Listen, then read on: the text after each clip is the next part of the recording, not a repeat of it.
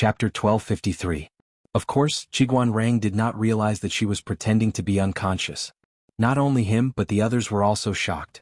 Not long after, the news that Jiang Pingji had suffered a huge blow from her grandmother's death and was bedridden spread, causing panic among the people. She was the leader and backbone of the entire force. Many people began to panic when she suddenly fell seriously ill and fell into a coma. After the military doctor's diagnosis, he said that Jiang Pingji was too grief-stricken, which triggered a chronic illness. If she was not young, she might not have woken up. For the sake of her health and life, it was not advisable to rush about or worry about things. She should rest and recuperate in peace for 3 to 5 months. 3 to 5 months? It would be too late by then. When the generals and soldiers heard about this, their hearts felt cold. Their lord fell ill and the morale of the army was disrupted before victory was achieved. This was not a good sign. For a moment, the camp was filled with a depressing atmosphere. They were worried about Jiang Pingji's situation. At this time, a few generals stood up to reorganize the camp. Fu Wang took over the military power and encouraged the generals. The overall morale did not drop but rose. Their lord fell ill, they needed to pull themselves together and defend the land so that the enemy would not dare to invade. The morale of the army outside has stabilized? Jiang Pingji, who was rumored to be seriously ill and unconscious, was leaning on the table. She was in high spirits and had a ruddy complexion. She did not look like a sick person at all. Fu Wang said solemnly, "It has stabilized.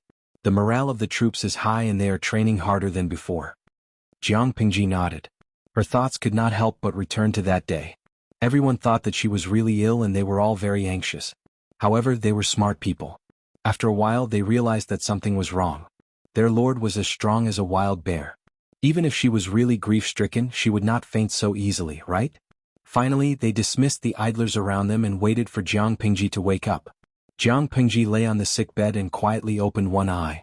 She realized that her trusted subordinates were all there, staring at her with unkind expressions. She had overturned the car. The scene of the car accident was extremely tragic. Coupled with the merciless mockery of the salted fish in the streaming room, the situation was extremely chaotic. Tai Jiashi, streamer, have you heard of the story of the boy who cried wolf? Lei Dianfuang, trash streamer, what a waste of my feelings. My worries just now have all been fed to the dogs. Black Blade Master, I didn't expect you to be such a streamer. When did you become so good at pretending to be unconscious? Yizhang Man, shocking. A famous streamer has been fooled on the spot. Many innocent boys have been fooled, but they are still infatuated. Jiang Pingji's skin was thick and strong. It was impervious to swords and spears. She stood up with a smile. You haven't left yet? Everyone, Wei Ci said helplessly, what is my lord doing? Jiang Pingji choked in her heart. How could she tell him the real reason? She had a brainwave and a plan came to her mind. She said with an indifferent expression, grandmother passed away. As her granddaughter, I must attend her funeral, but Hejian County is already Bogeo's territory. If I really go to the funeral, I don't know if it's for my grandmother or myself. Bogeo won't let go of this opportunity. Qiguanrang had a look of disapproval on his face. His thin lips were pursed into a straight line. The Lord used the trick of pretending to be unconscious to avoid attending the funeral. This inevitably left the outside world with the impression that she was unfilial and afraid of Huang Song. This matter is not difficult to resolve. My lord can send someone to attend the funeral on your behalf. Although the person can't be there personally, it's the same if his heart is there. Their lord had always been as shrewd as a fox. How could she be muddle-headed and use such a stupid trick? I know this, but Bogeo took Hejian County and scared my grandmother to death. We can't just let this go. Jiang Pingji's eyes flashed with a scheming and cold light. She smiled and said, what if the news spreads that I'm too grief-stricken and have a chronic illness that makes it difficult for me to travel? Bogeo's side will definitely be suspicious. Once the news is confirmed to be true, they will let down their guard. The army can take this opportunity to move their troops around and launch a surprise attack. Everyone was stunned. They didn't expect Jiang Pingji to pretend to be unconscious to be her strategy. Jiang Pingji continued, Hejian County has always been a battleground for military strategists. Bogeo has the advantage of the right time and the right place to station his troops here. He has Haozhou and Qinzhou. He can take advantage of the terrain and divide his troops to attack Wanzhou and Sangzhou. We can only respond passively. In addition, Bogeo and I formed an alliance to attack the Meng family in Sangzhou. He crossed the river from the lower reaches of the Song River to attack Sangzhou. He's already familiar with the route. Although Huang Song only had 2 prefectures, his position was a pain in the ass for Jiang Pingji. Huang Song had taken over Hejin County, so Wanzhou had become a close target for him to attack. Jiang Pingji had been operating in Wanzhou for so many years. How could she bear to use Wanzhou as the main battlefield for the confrontation between the 2 armies? Even if they won the war, Wanzhou would be destroyed. It would really be like the saying, after being busy for a few years, everything would be back to square one. She was now afraid to take action, but Huang Song had nothing to fear.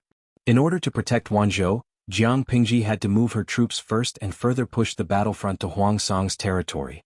After listening to her, everyone revealed a thoughtful expression. What their lord had said was what they had been most worried about recently. Wanzhou must not be lost. They didn't expect their lord to be so meticulous and take the risk to make this plan happen. Salted Fish in the live stream room listened in a daze. Tudu Feiqiu, I really believed the streamer's words. Lao Ciji Lianming, I've been stuck with a year's worth of instant noodles. The streamer definitely came up with this at the last minute to smooth things over. Inueja Zhuge Qinma, haha, the streamer is really an elite and outstanding talent who lies with her eyes wide open. I'd be blind to believe her words. They had been following the live stream room for so many years. They knew what kind of person Jiang Pingji was, alright? Unfortunately, no one else could see their complaints except Jiang Pingji. Yang Si found a military doctor to diagnose Jiang Pingji. In the end, he concluded that she had been grieving too much and had triggered an old illness. She could only rest quietly and not tire herself out. It was worth mentioning that the military doctor was none other than Dian Yan's wife. Dian Yan, Meng Hun and Feng Jin were transferred to Tsang Prefecture by Jiang Pingji to prevent Huang Song from attacking Tsang Prefecture from Songhe Gorge and Jiangdu. Han Yu, Xieze and Qin Gong were transferred to Zhe County and Hu County by her. They were on guard and cooperated with the main force to encircle and suppress Huang Song's forces. The main force was led by Jiang Pingji. Wei Xi, Yang Si and Qiguan Rang were the strategists. Fu Wang was the commander-in-chief. Li Yun and Jiang Nongqin were the deputies. They were to directly restrain Huang Song's troops. Sun Wen guarded the northern borderline to prevent the herdsmen of the northern borderline from rebelling during the chaos. Su Ku and Feng Zhen defended Wanzhou and Chongzhou. Bai Ning led the troops to guard the rear for the first time. Qing Yuan was transferred to Hu County. The troops seemed to be scattered, but in fact they were all targeting Huang Song. After discussing a comprehensive plan, Jiang Pingji continued to be her patient. She was only responsible for pretending to be sick every day. Wei Xi took on the responsibility of representing Jiang Pingji to attend the funeral. He rushed to Hejin County overnight. Qiguan Rang expressed that he was up to the task. Wei Xi was not from Hejin County. He was not very familiar with the roads. Qiguan Rang was different. He was half a son-in-law of Hejin and had stayed there for several years. Jiang Pingji glanced at him with a faint smile. Her gaze immediately fell on Wei Xi. Qiguan Rang was silent. How could he forget again? Wei Xi was someone his lord had set her eyes on. Attending the funeral on her behalf this time was a disguised acknowledgement of Wei Xi's identity. Fiske, the sour smell of love was everywhere. Chapter 1254. Father, I'm guarding the morning hall. You should go and rest for a while. Lu Heng whispered to Lu Zhai. His expression was full of exhaustion, and the green in his eyes deepened. When it rains it pours it pours. The ship is late and the wind hits the head. This year, Madame Lu seemed to have offended the Tai Sui with everything going her way. First, the Zhang family of Hejin and Huang Song colluded and betrayed Hejin County, causing the entire Lu family to be put under house arrest. Then the old lord died of anger. His father also fainted in the morning hall because of excessive grief. Despite his illness, he managed to hold the funeral. Lu Heng watched his father age more than 10 years in a few days. The leisurely and elegant life was replaced by depression and illness. Lu Zhai was sick, very sick. When he coughed just now, he vomited a mouthful of sputum with blood. Lu Heng was frightened by the situation. He was afraid that his father would be too tired and die with his grandmother, so he tried to persuade him to rest. However, Lu Zhai was stubborn. Not only did he not want to rest, but he also paid more attention to the old lord's funeral. He asked about everything. It's okay, father, your health is more important. If grandmother is watching from heaven, she will feel sorry for you. Lu Heng said all kinds of good things, but Lu Zhai still couldn't move him. Burn more ghost money for your grandmother. Lu Zhai couldn't help but cough after saying 2 sentences. Her obscure eyes were dim and lifeless. In addition, increase the amount of money you donate to the temple by 20%. You must make the master of the temple work harder and recite more scriptures every day. There were many temples near Hejian County. Most of the local gentry believed in Buddhism. When the old lord passed away, the most famous master in the area was invited to recite scriptures and perform rituals for the deceased for 49 days. After working hard, Lu Zhai's condition worsened. In just a few days he was tortured until he was thin. Seeing this situation, Lu Heng's eyes became moist. He didn't expect his father to have such deep feelings for his grandmother and to be so dedicated to her funeral. She was gone and the dead were the most important. As a junior, Lu Heng couldn't complain about the excessive things his grandmother had done. Let everything go. He said, your son understands. I will definitely remember to donate 20% more of the money for the sesame oil. According to the customs of the day, the time to stop the coffin was different, depending on the financial situation of each family. For example, the time to stop the coffin was 1 day 7, 3 days 7, 5 days 7, or 7 days 7. For an ordinary family, the funeral could be held after 7 days. For a wealthy family it was a little longer. For those with status and prestige, the funeral would be held for 49 days. The old lord's position in the Lu family was not low. Naturally, the number of days when the spirits stopped was based on Muqiqi. After the funeral was over, it was followed by a grand burial. The coffin was placed in the grave of Lu Zheng's biological father. The 49 long days didn't just torture the old lord's corpse, it also tortured the filial sons and grandsons who were guarding the coffin. Lu Zhan's body suffered even more with his illness. Just after the 7th day of the old Fengjuan's death, he fell ill and could not take care of the mourning hall. Hearing this news, Huang Song said in surprise, Lu Zheng is also sick? Really? Keeping vigil at the coffin was hard work. The seasons were changing and many of the Lu family members had fallen ill. There were not enough doctors in the manor, so they could only hire people from outside the manor. Huang Song took this opportunity to plant a few spies. The doctor who was treating Lu Zheng was one of Huang Song's people. The doctor did not dare to hide anything and hurriedly raised his hand to report to Huang Song. It's absolutely true. His body is severely damaged. He is weak both inside and out. Moreover, he is overly worried and depressed. If he does not rest and treat himself, I'm afraid he won't be able to last until the day the old madam is buried. Huang Song's eyes widened in shock. He blurted out, "It's that serious?" The doctor said, "It's serious, not light. The Lu family has offended the Tai Sui this year. The old madam just passed away and the eldest son is on his last breath. Are they going to hold a funeral?" Huang Song did not care if Lu Jing died or not. He only cared that if Lu Jing died he would have to take the blame. Go back and treat him well. Use whatever medicine is useful. Don't be stingy. Even if you use strong medicine you have to keep him alive. Don't let him die. Huang Song did not want to recite 2 funeral rites in a month. It was too unlucky. If Lu Jing died and he was blamed, wouldn't he feel wronged? Hearing Huang Song's instructions, the doctor did not dare to let his guard down. He carefully attended to Lu Zheng. After a few days, Huang Song received news from the scouts in front. Jiang Pingji had sent messengers to attend the funeral. Who did Lanting send? Qing Jing replied, Wei Ci Wei Zixiao. Huang Song said, Wei Ci? I remember that he is from the same sect as Yumo. It seems that Lanting values him very much. After all, he was representing himself to attend the funeral of an elder. Those who were not his confidants did not have the right to do so. Qing Jing said, Zixiao's ability is like the moon. Although it is not as dazzling as the sun, it has its own brilliance. It is normal that he is valued by the Lanting Duke. After all, they were brothers from the same sect. It was basic for them to boast about each other in business. Of course, this was not a brainless boast. Wei Ci's administrative ability was strong, but he was low-key and never competitive. This caused his presence to be low. 2 days passed in the blink of an eye. Wei Ci arrived at Hejian County travel-worn.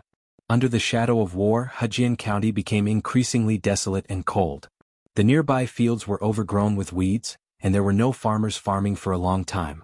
Although Huang Song did not use strong troops to conquer Hejian County, there were still many people who hurriedly fled with their families.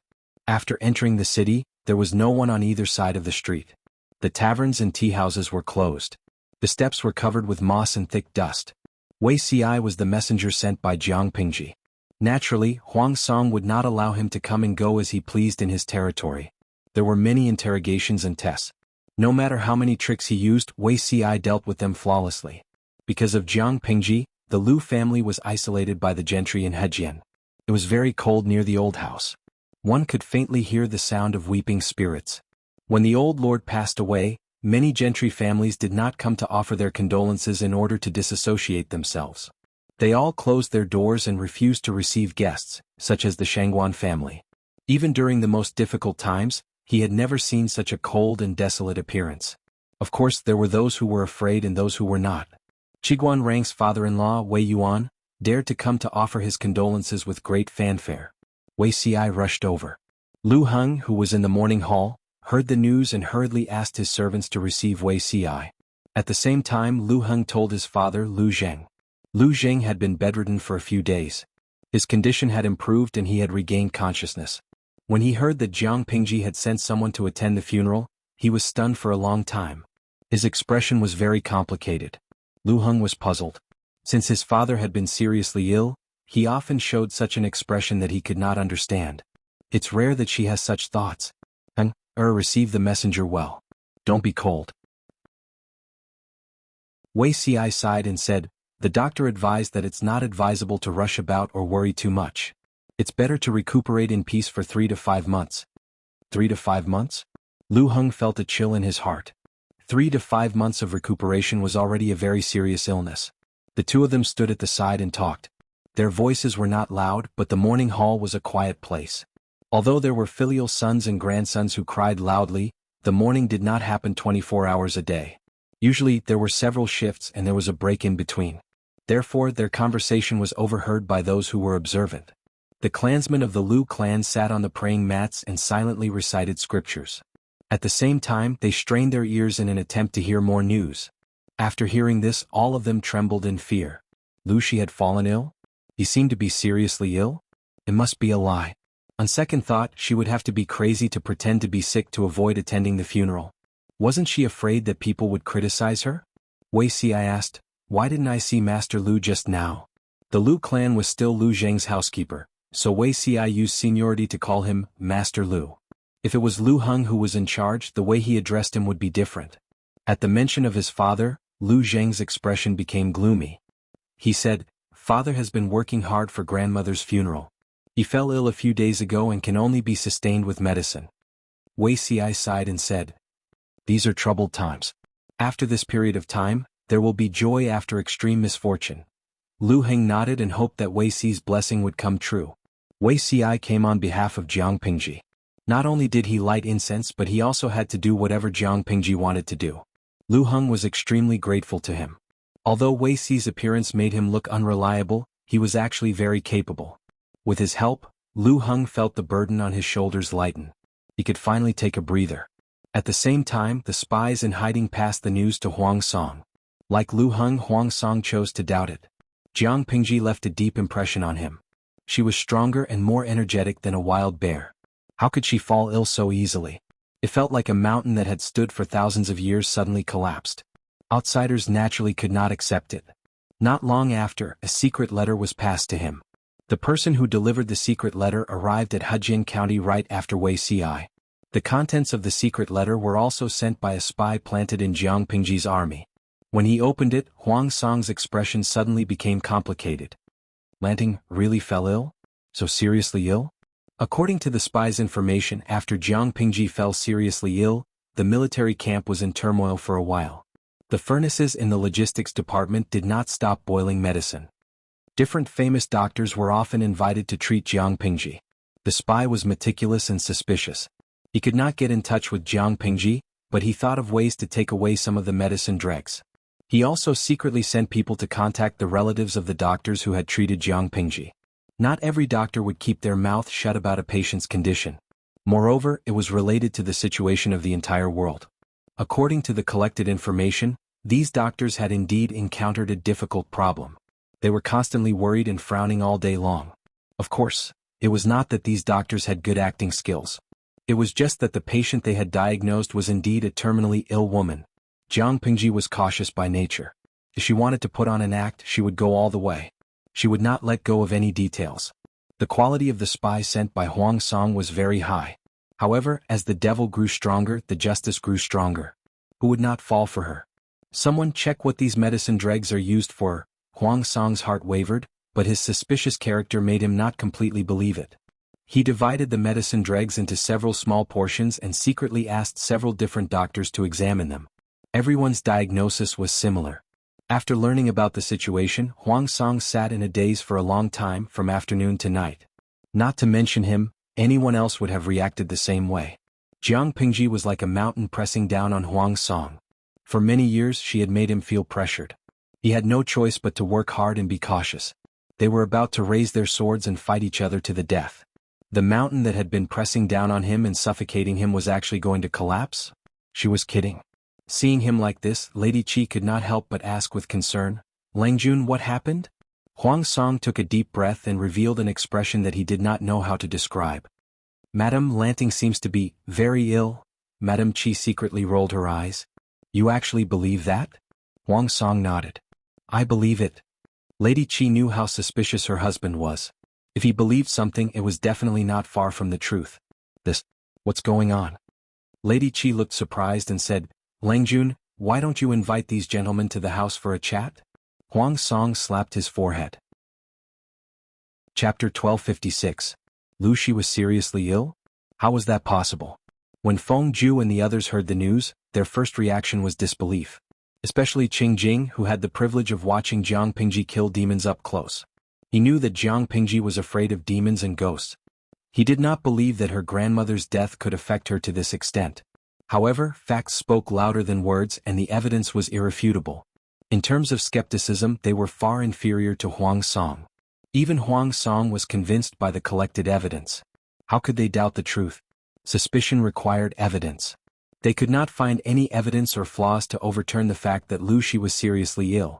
Could it be that they could only rely on intuition or irresponsible guesses like, "I think"?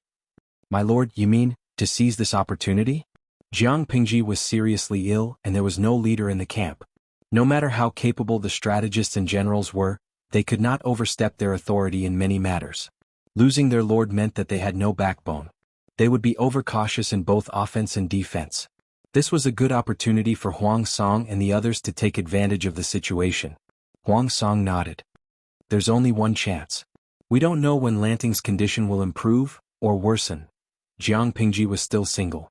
If she knelt down, the power she had built up would inevitably collapse. Huang Song could not help but sigh at the thought of that situation. As an opponent, the more unlucky the enemy the better, but as a friend he hoped that she would be well. Of course, before the outcome of the battle was decided, the relationship between him and Jiang Pingji was only hostile. Qing Jing said, "I'm afraid it's not appropriate to send troops rashly. It's better to test the waters by deploying troops." Feng Ju glanced at Qing Jing in surprise. It was the first time he was so cautious. Yimo is right. Lu Shi has always been treacherous and cunning. Even if there is irrefutable evidence, we should be more cautious.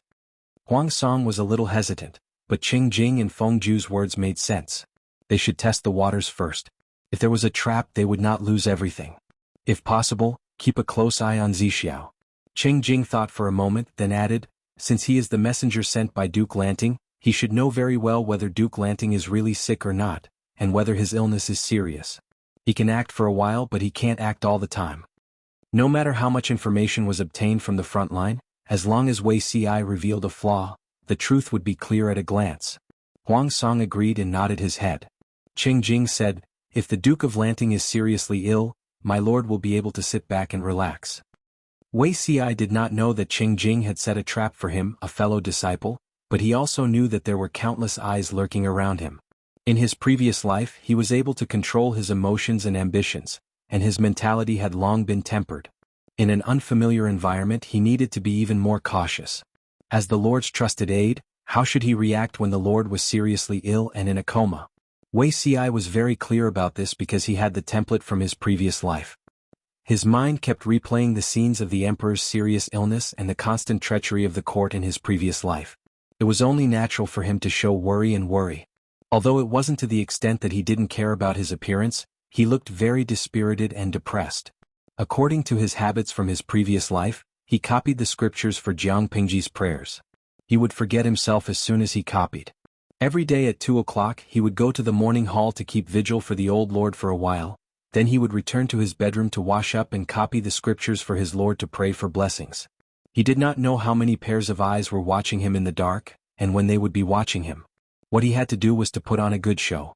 After a few days, an unexpected visitor came to the door. Master Liaochen? This person was none other than the old monk who had given him the phoenix fate that he had met by chance in the past. Master Liaochen was a monk hired by the Lus to perform religious rites for the old lord at a high price.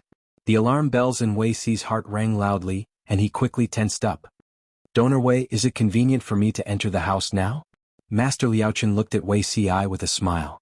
Seeing that the vital energy around Wei Si had not dissipated, his smile deepened. Wei Si moved aside to let Master Liaochen in. At the same time, his heart was beating like a drum. He did not know the purpose of Liaochen's visit. Wei Si knew very well that Master Liaochen and Jinren Liuru were both otherworldly masters. They could see many unscientific things. Others did not know about Jiang Pingji's situation, but these old fakes always had their ways to know. After so many years, Donor Wei's complexion is much better.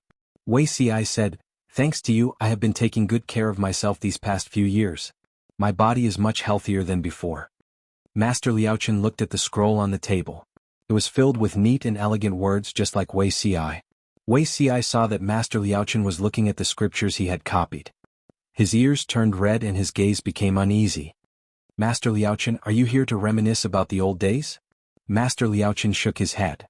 No, I am here because I have something to discuss with Donor Wei. Wei Si said, Master, please speak. Master Liaochen said, Donor Wei, do you remember the demon that was mentioned before? Chapter 1257. Jiang Pingji was the first to know that there was a jade seal by Wei Si's side. She came to his side through the yin-yang jade pendant and looked at his sleeping face greedily. She could not get enough of it. How could her Zixiao be so good-looking? Just as she was about to touch his face, her fingertips seemed to have been electrocuted, causing her to subconsciously withdraw her hand. Jiang Pingji shifted her gaze to the jade seal hanging on Wei Si's waist. She stared at it for a while. The jade seal was obviously for a man. Jiang Pingji was not worried that it was given to Wei Si by a prostitute. Although she did not know what a Taoist seal was, it gave her a sense of righteousness. It should not be an evil thing. The only thing that made her a pain in the ass was that she could not take advantage of him to her heart's content. Tisk, who's so nosy? Jiang Pingji stared at the jade seal with a bitter and vengeful look. She stared at it for a while but could not see anything. Even though she was experienced and knowledgeable, Jiang Pingji did not know what it was. She only knew that it was good for Wei Si. For that reason she would not dismantle it violently. Before leaving, Jiang Pingji looked at Wei Si deeply and sighed faintly. She went back to plant mushrooms. She felt that she had a bad mouth. Of all the things she could say, she had to pretend to be sick. As a patient, she could not go anywhere other than her own tent. Her only pleasure was to wander to Wei Si's side to relieve her longing. She felt that she had nowhere to vent her energy. When she was bored, she could only chat with the idle audience. At that moment she felt that the idle audience was so cute. Otherwise she would be so bored that she would go crazy. Although the undercurrent was surging and war was about to break out, the old lord's body had stopped for 49 days. It was time to hold a funeral. Before the funeral, the filial sons and grandsons could see the old lord one last time. Wei Si replaced Jiang Pingji's position, so naturally he could see the old lady one last time. Although the body had stopped for 49 days, a lot of things were used to preserve the body every day. Therefore the old lord's body had not rotted after such a long time. When the family buried the body, they applied some powder on the old lord's face. His complexion looked rosy and lifelike. If it weren't for the stench of a corpse lingering in the air and the fact that they could feel the coldness from the coffin, they would have thought that the old Fengjun was still alive. Wei Si glanced at the old lord's corpse. At first glance there was nothing, but at second glance he felt that something was amiss. It was rumored that the old lord died from anger, but Wei Si had asked Lu Heng about the real cause of death. Because thick phlegm was stuck in his throat, he died because he could not breathe properly. This way of dying was quite special. It was very painful for an old man. On the day of the old lord's burial, Lu Jure, who was seriously ill, forced himself to come and send him off. No one could dissuade him and could only support him as he walked. After opening Lu Zhai's father's grave and going through a series of rituals, the old Fengjuan's coffin needed to be buried inside. After the tomb was sealed, Lu Zhen cried bitterly and finally fainted. Everyone was in a flurry again. Lu Zhai's life was saved, but the condition of his body was worrying. The doctor also said that even if he recuperated well, he only had a few years left to live. Wei Xi left after taking a look at Lu Zhai. He chose a remote path to return to the house and inadvertently heard a few words. The old lord was arrogant when she was alive and liked to be extravagant. The maids who served her also liked to use her power to bully others and secretly take advantage of her. Once she died, the monkeys would scatter when the tree falls. These maids lost their support and were now living a difficult life. If they were not sent out of the mansion, they would be transferred to a remote courtyard to work. Thinking back to the beautiful days, they were sad and reminiscing about the old lord's good side. One of them had cleaned up the old lord's remains. She said in a sympathetic tone. There was still a big pool of green phlegm at the side of the old lord's mouth. She usually liked to be clean, but I didn't expect her to die in such an undignified way. It doesn't matter if she is rich or poor, in the end she can't escape death. Without the old lord's protection, we don't know where we can live in the future. The Lang Jun in the guest courtyard was so beautiful. If he was willing to accept you and me, wouldn't we have a place to live? When Wei Xi heard the first sentence, he frowned. When he heard the words Lang Jun in the guest courtyard, he became sullen. There was still a big pool of green phlegm at the side of the old lord's mouth. Back in the bedroom, the maid's voice echoed in Wei Xi's mind. A thought flashed in his mind and he suddenly understood something. Could it be? A terrible thought appeared in Wei Xi's mind. The old lord was buried and Wei Xi's task was completed. The next day he submitted his resignation to Lu Heng. Lu Heng said, I heard that Huang Song has been making a lot of moves recently. Can Lanting still handle it? Wei Xi sighed. There are many talents under the lord's command. Even if the lord is seriously ill and can't take charge of the overall situation, it won't be a problem to hold on for a while. Lu Heng comforted him. Lanting's martial arts are prosperous and will definitely be able to turn danger into safety. Wei Xi smiled weakly, but he quickly calmed down. Lu Heng watched Wei Xi leave, his eyes filled with worry that could not be dispersed. If Lu Shi really couldn't defeat Huang Song, what should the Lu family do?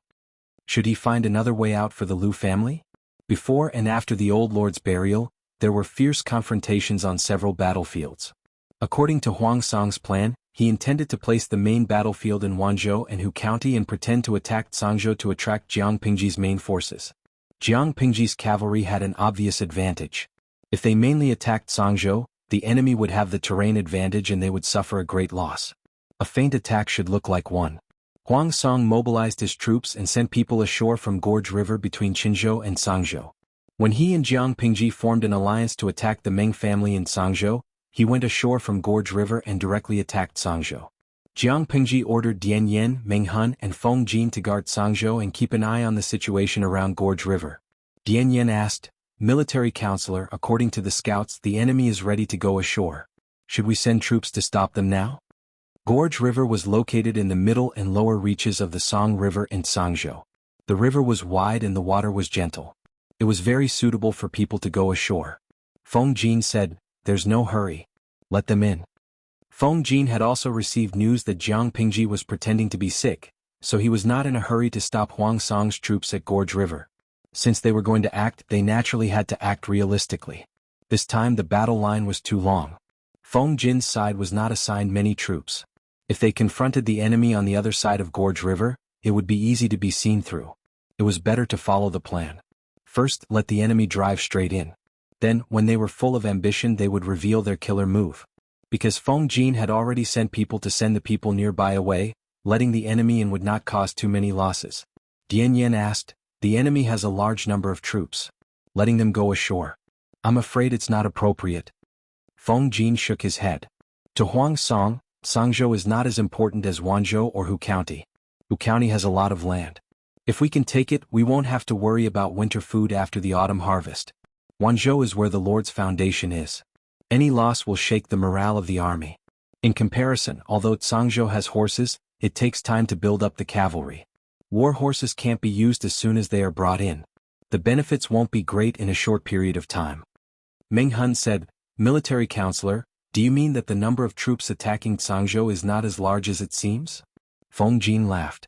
I'm afraid it's a trick to fool people. If they are really frightened, we will be the first to be exposed.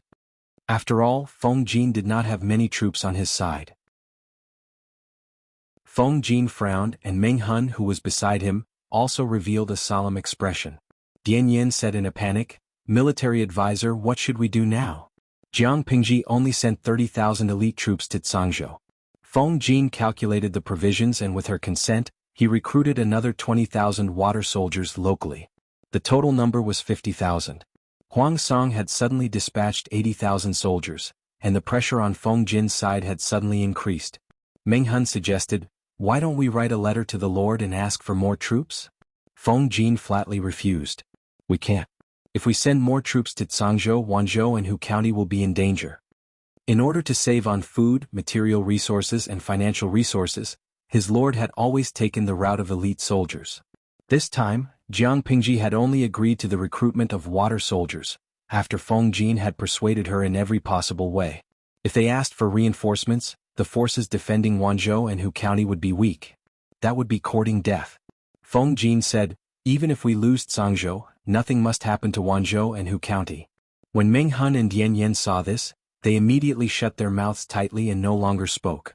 They both knew that Feng Jin was right. If Hu County was lost, it would be equivalent to giving Huang Song a prefecture's grain depot for nothing. It would allow him to continue fighting in the winter. If Wanzhou was lost, it would be equivalent to the enemy stabbing the heart of his own forces. The territory would be forcefully cut apart, and they would not be able to take care of everything. It was precisely because these two places were so important that Feng Jin could not understand why Huang Song had sent a large number of troops to attack Tsangzhou. Tsangzhou was a place that had no money, no food and no war horses. The war horses had already been plundered by the Lord. What else was there to gain? Feng Jin stared at the sand table in a daze. After a long time he said, let's wait another day. We'll scout again and report. The battle between the feudal lords not only concerned the general situation of the world, but it also concerned the lives of one's family.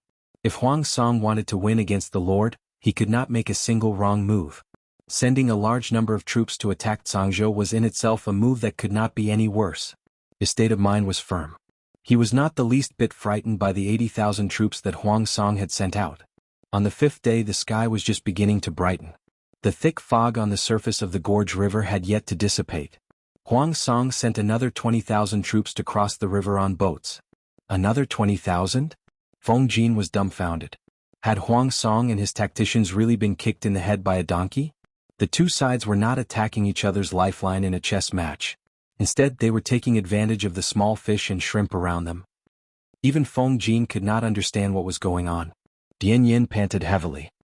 He raised his hand and wiped his face with his fan-like palm. Greasy hot sweat soaked his palm, and he casually rubbed it on his armor. He had not taken this armor off for 2 days. The salt stains from the sweat that had dried stuck to the inner lining.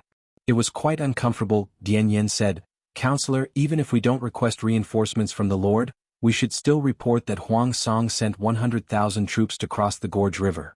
100,000? Did Huang Song fish out the coffin?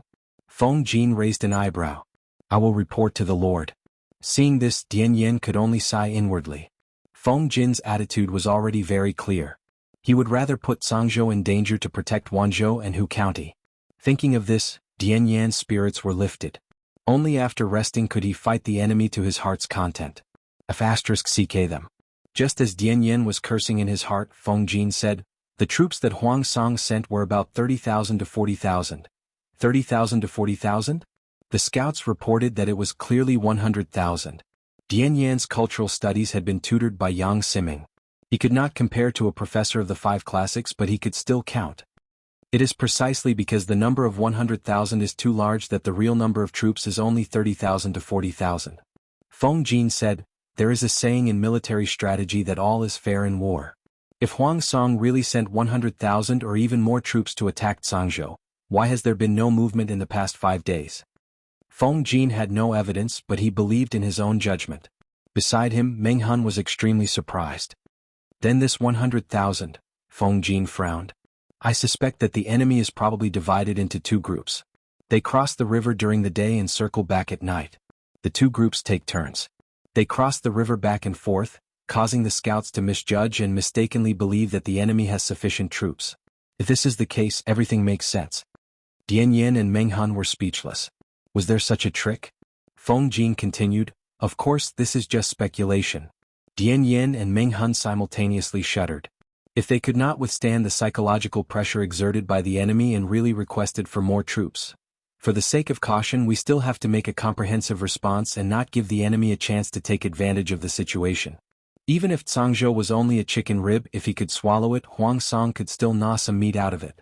He had nothing to lose now, but his lord had to be cautious. Chapter 1259. Faced with Jiang Pingji's threat, Huang Song made up his mind to reorganize his forces. The first to be targeted was the Yuans. Half of the generals under Huang Song's command came from the Yuan clan. In order to curb the negative influence, he also put in a lot of effort. Yuan Xian, the informant, was taught a lesson. Yuan Xian was locked up in the small dark room for a while, and finally became obedient.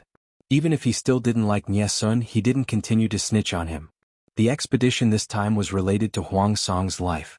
Yuan Xian, the old diehard fan, apologized to Nie Sun with a thorn branch on his back so that he could go to the front lines to continue fighting for his lord. After successfully reconciling with Nie Sun, Yuan Xian was once again used by Huang Song to be in charge of the Zhangzhou battlefield. Feng Jin's previous analysis was not wrong. Huang Song's main target was not Zhangzhou. This was considered a peripheral battlefront. Yuan Xian was unhappy that it wasn't the main battlefield. He had already swallowed his pride and apologized to Nie Sun. The two of them had also successfully reconciled. Why did the Lord no longer trust him? Instead of putting him in charge of the main battlefield, he was transferred to the periphery? Nie Sun knew what he was thinking, but he didn't know what to say. That's right, Huang Song's maneuvering was extremely flashy. He let Nie Sun be Yuan Xian's strategist, and the two of them became partners. It wasn't that Huang Song did it on purpose. It was just that Nie Sun understood Zhangzhou well enough and had a gentle temperament. Therefore, not only did Nie Sun have to deal with the official documents in the military and train his soldiers, he also had to appease the emotions of his old, diehard fans. With his silver tongue, he successfully twisted the truth and made Yuan Xian think that Huang Song still valued Yuan Xian as much as before. What should he say? Although Zhangzhou was of little value, it was of little value that attracted Jiang Pingji's main force. If he could exert pressure on her to misdeploy her troops, wouldn't that be a greater contribution than fighting on the battlefield? Nie Sun's words were reasonable, and he had even drawn a beautiful blueprint for him. No matter how much Yuan Xian hated him, he was moved. Does the military advisor have a brilliant plan? Yuan Xian quickly asked Nie Sun for advice. What is fake is real, and what is real is fake. Nie Sun said, the essence of the art of war lies in the word craftiness. In other words, not only were there hot-blooded killings on the battlefield, but there were also treacherous contests that were not inferior to those in the imperial court. Even if he had the strength of 1,000 caddies, if he didn't have a plan to go along with it, he would just be a brute. Nie Sun saw the impatience in Yuan Xian's eyes, so he straightforwardly told him his plan. Alcohol was forbidden in the army, but this person liked to drink. He drank a little every once in a while. He was really not afraid of causing trouble. But the Lord Huang Song was not here, so no one could control Yuan Xian. Lu Shi is seriously ill, that is unexpected. Nie Sun secretly shook his head. It is not a good idea for us to avoid the battle. If it was possible, Luo Yu really wanted to lead his troops out of the city to fight and destroy the enemy's prestige and arrogance. Meng Heng and Qing Yuan were also very helpless because Jiang Pingji's order was to defend, and they could not easily send troops out. Hearing this, Meng Heng could not help but frown. He said unhappily, it has only been a few days since the battle started. The troops of both sides have not really fought, and the outcome has not been decided. The enemy has not even stepped half a step into Hu County. The enemy is not anxious yet, and we have already begun to retreat? Who is causing trouble behind our backs? Hu County had a lot of grain reserves. They were not afraid of a war of attrition. It had only been a few days. Why was there someone stirring up trouble already? Luo Yu also did not understand. War was not a matter of 1 or 2 days. It was normal for a tug-of-war to last for half a year or even several months. It was the first time he saw someone so impatient. I will send people to investigate. I will not let the culprit go if he is caught. Meng Heng said, I will have to trouble General Luo to take care of this matter. Luo Yu sent people to investigate in secret. He caught a few people who were spreading rumors and killed them in public to correct the situation. After killing a few people who were spreading rumors, the morale of the army was stabilized. After this incident, Meng Heng smelled something different. He asked Luo Yu to kill a few people, and the others who were more well hidden were secretly watching them. Luo Yu did not understand. Why not kill these people too? Leaving them alive is a disaster after all. Meng Heng frowned deeply. He was deep in thought. Qing Yuan, who was beside him, helped to explain. Naturally, it is to cast a long line to catch a big fish. Our Lord has given us a death order to defend Hu County. We must not suffer any losses. Both sides have been in a stalemate at the border of Hu County for a few days. Under the situation where we have yet to show any signs of defeat, someone has taken the opportunity to stir up trouble and spread rumors that our army will definitely lose, shaking the morale of the army. Officer Luo, don't you think this is a little strange? It is never wrong to be more cautious. Meng Heng and Qing Yuan were cautious people. They did not seek to be meritorious but to not make mistakes. Meng Heng was also older and more mature than Qing Yuan. It was not wrong to listen to him. Luo Yu said, "Isn't the morale of the army shaken because our Lord announced to the public that she is seriously ill? She was so ill that she was about to die. She did not even have an heir. It would be strange if those who did not know the truth did not panic." Qing Yuan shook his head and asked Luo Yu, "Officer Luo, what do you think of the army in our Lord's tent?" Chapter 1261. This wasn't a brainless boast. Luo Yu truly believed that the so-called elite troops under the Lord's tent were far inferior to them. Not only were they extremely mobile, but their combat quality was also the highest he'd ever seen in his life. One of the main reasons he was able to maintain such good security in Wanzhou was because of the strength of the troops under his command. If that's the case, when the Lord is seriously ill and there are foreign invaders, they should be riled up and swear to annihilate the enemy instead of being afraid to fight and spreading rumors, Qing Yuan said. I suspect that these people are being manipulated, and the mastermind behind the scenes is the main culprit. How could they feel at ease if they didn't dig out the hidden dangers? They were fighting anxiously at the front, and if someone suddenly stabbed them in the back it would be over. Luo Yu's eyes turned cold and he said solemnly, "The two counselors are really thoughtful." He took this matter to heart and sent people to keep a close eye on those people in secret. After a few days there was progress. After following the clues, Luo Yu was shocked by the information he found. When he took a closer look, he was so angry that his beard was about to fly up. He hurriedly suppressed his boiling anger and sent someone to discuss it with Luo Yu and Meng Heng. The soldier who spread the rumors was a local grain transport worker recruited from Hu County. What did a grain transport worker do? They were mainly responsible for the supply of logistics and ensuring the continuation of the battle. If there was a problem with the grain supply, how could the frontline soldiers fight the war? The two counselors probably wouldn't have guessed who was secretly contacting them. Luo Yu's gaze was deep and his tone was solemn. His clenched fists and tensed veins exposed his current state of mind. Meng Heng and Qing Yuan looked at each other and asked in unison. Who is it? Luo Yu pointed at the position of the sand table. The two looked and saw that it was right inside Hu County. A mole? The same word popped up in their minds and their faces darkened. How could it be a mole? There were no signs before this. Fortunately they discovered it early. If they waited for the two sides to really enter a stalemate and the mole stabbed them again they would be dead. Luo Yu said with a sullen face, I heard that Hu County is what it is today because of the old master. When the old master was appointed as the county governor of Hu County, he had spent a great deal of effort in order to rectify the local bandits that ran amok and the landowning families that seized the people's farmland. These landowning households have learned their lesson and have been behaving themselves all these years. They've watched as so much fertile land returned to the common people, but they haven't tasted the sweetness themselves. It's not like they haven't borne a grudge in their hearts.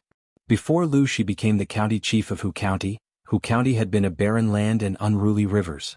Bandits roamed about, the country gentry exploited them, and there were years of drought. Those who could escape had all fled, and those who couldn't had all accepted their fate. It was like hell on earth. The local powers were used to being the local tyrants. They refused to accept that there was someone controlling them. 9 successive prefectural governors died in office or on the way to their new posts. Some died in the hands of bandits, some died in their plots, and some died in collusion with officials and bandits. Not only did Lu Shi survive, but he also forcibly opened the mouths of the local powers. He personally took a lot of benefits from them and distributed them to the common people. He reclaimed wasteland, dug water sources, and changed tax policies. Under his rule, Hu County became a major grain-producing county in Dongqing. The local landowning households and the country gentry also benefited from this, but they weren't satisfied because the common people and the land they farmed were their property. If Lu Shi hadn't interfered, the income generated from these properties would have been theirs. In other words, Lu Shi had taken away their interests, and it wasn't just a little. However, the situation was stronger than they were.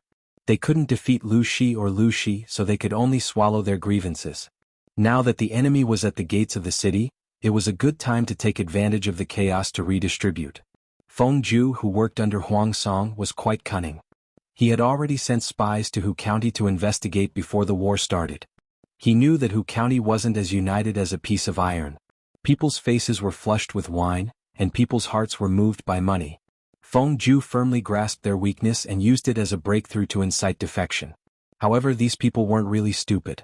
People who pursued benefits were always very precise when it came to calculating gains and losses. On one hand, they kept Huang Song in suspense, but on the other, they behaved themselves. Their attitudes were quite ambiguous, and they didn't offend either side. Who knew that Jiang Pingji would actually fall ill? He was bedridden and didn't have an heir. His situation was terrible. Sangzhou had lost, and Huang Song's forces had taken over a county. The battlefront in Wanzhou and Hu County were passively attacked. From the looks of it, Huang Song's side was in a good situation. Even God was on his side. At this moment, these speculators began to panic. If war was compared to business, they would invest in the early stages and naturally have to plunder the spoils of war to make up for the expenses in the later stages. Fighting the local tyrants was the best choice. I'll give them 3 consecutive Taoist pampering. Chapter 1262. Luo Yu thought of his lord's firecracker temper and changed his attitude instantly. Not only was he not as angry as before, but he also pitted the local bully of Hu County. Of all the times to court death, why did she have to do it at this juncture? Even if she was in a hurry to reincarnate, she shouldn't be in such a hurry. Outsiders thought that their lord was seriously ill, but they, as her confidants, knew very well that not only was the lord not sick, but she was also full of anger and wanted to chop people up. Pretending to be sick and taking a detour to attack Huang Song's base camp. Such an operation was out of this world. Other than kneeling and cheering for her, the salted fish could only watch from the sidelines. Don't talk, watch her carry the whole game. Jiang Pingji swaggered with 50,000 troops to take a detour under Huang Song's nose to annihilate the retreat route. Sangzhou suffered successive defeats, and the situation was critical. Jiang Pingji simply took advantage of the situation and led 50,000 troops to attack Sangzhou. On the surface she was going to Sangzhou, but in reality she was going to the north for a while, along the Song River in Sangzhou to attack Huang Song's Qinzhou. Huang Song's troops landed on the shore of the Gorge River in the middle and lower reaches of the Song River and attacked Sangzhou. The tens of thousands of troops gradually entered the hinterland of Sangzhou. They were still immersed in the successive victories and could not react for a while, let alone turn around to support Qinzhou, which was adjacent to Sangzhou. Huang Song's base was in Haozhou. Qinzhou had only been under operation for a year or two, so its defense was naturally not as stable as Haozhou's base camp. She had previously shot herself in the foot by pretending to be sick and bedridden. That feeling was like being in prison. Now that she was out leading troops, she could let go of herself. Even the tips of her eyebrows were dyed with joy, and the surrounding atmosphere seemed friendly and casual. She was dressed in a red and white military uniform, riding a horse and galloping. The tail feathers on her helmet were pressed low by the strong wind that was blowing against her. Wuxia er Xiaolong Bao. I don't know why, but seeing the streamer so excited, I feel like I've seen a husky. Ishio Xiniangxiang, I agree with the one above, and she's a husky who's out for fresh air. Puchi Pusixio, I agree with the one above, and she's a husky who's out for fresh air. Ainen Bao Bao good, don't be like this of our streamer?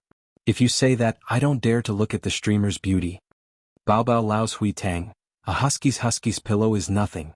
Bao Bao Lai Kai Tang, what's the big deal about a husky bolster? Bao Bao had entered a silly group. A group of people were exchanging their experiences in raising live streamers. Everyone in their world knew about Jiang Pingji's streaming room. Some busybodies counted for Yang Si to see how many times he had to watch it before he could attract Jiang Pingji's attention. The more the idle spectators behaved like this, the more Jiang Pingji ignored Yang Si's gaze. Yang Si was speechless. Hugging myself tightly with heartache. JPG Yang Si had enough rest. He stood up with his hands on his knees. He walked awkwardly to a position one step behind Jiang Pingji. With the advantage of the cavalry, they directly broke through the border defense line of Qinzhou. From now on they had to be careful with every step they took. This was the enemy's territory, and their logistics and food supply lines were not abundant. They could not be too reckless. It will take at least half a month for Huang Song's side to react. Yang Si estimated the distance between the two places and came up with a rough figure in his heart. Half a month. Jiang Pingji rubbed her chin and said with a smile, "It's about time. Let's have some fun in this half a month. We came all the way to Bogeo's territory. The host should do as the guest pleases. If we go back empty-handed without doing anything, wouldn't that be too disrespectful to the host?" Yang Si secretly curled his lips and sympathized with Huang Song for 3 seconds. The host should do as the guest pleases? Wouldn't his lord turn Qinzhou upside down? Qinzhou's garrison forces were weak. Of the 50,000 troops that his lord had brought, 10% were cavalry. The rest were elites with strong physical qualities. If they really wanted to have fun, Qinzhou would not last at all. Jiang Pingji had outflanked Qinzhou, which was behind Huang Song, not to expand the results of the battle or anything else. To put it bluntly, she was there to cause trouble. Huang Song was fighting at the front lines, so she turned his nest upside down. It was not easy to take advantage of her. Most of the time she had to pay the price with her life. Relying on her strong mobility, Jiang Pingji really did what she said she would. She caused trouble in every place and left with the spoils of war. When the logistics and food supply lines were insufficient, she used the battle to support the battle. She robbed the food that had been stored in various important towns, fighting while plundering. By the time the urgent report reached Huang Song's ears, Jiang Pingji had already occupied a small part of Qinzhou. She carried all the food that could be taken away in the supply wagons.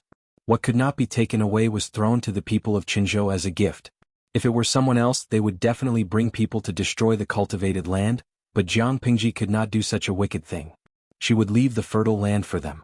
Anyway, Qinzhou would be hers in the end. She could not be too ruthless. What? Huang Song almost suspected that he was hearing things. When did 50,000 troops appear and go to Qinzhou? Chapter 1263. Who would have thought that the troops that were supposed to support Sangzhou would go straight to Qinzhou? Qing Jing and the others couldn't be blamed for not thinking about it. Jiang Pingji had thrown out too many smoke bombs. She was willing to give up Sangzhou as a county to deceive the enemy and affect their judgment. How could a normal person think of such a ruthless method to kill 1,000 enemies while sacrificing 800 men? She was a living lunatic. Huang Song wasn't Jiang Pingji.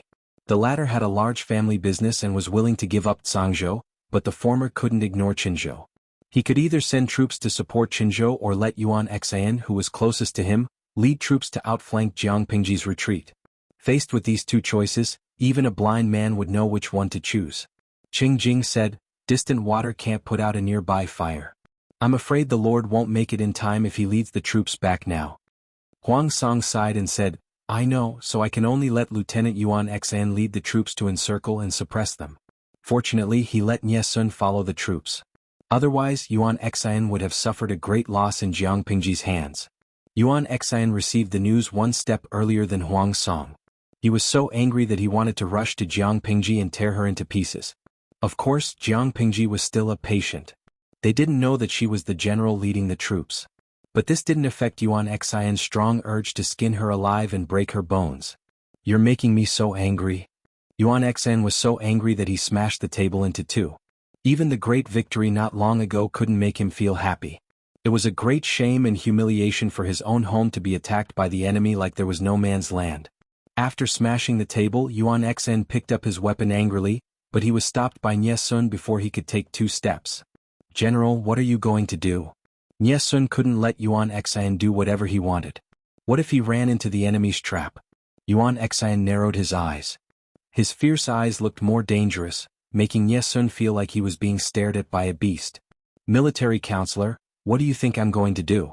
"Of course I'm going to count the troops and kill them." "Are we going to let that thief continue to wreak havoc in Qinzhou?"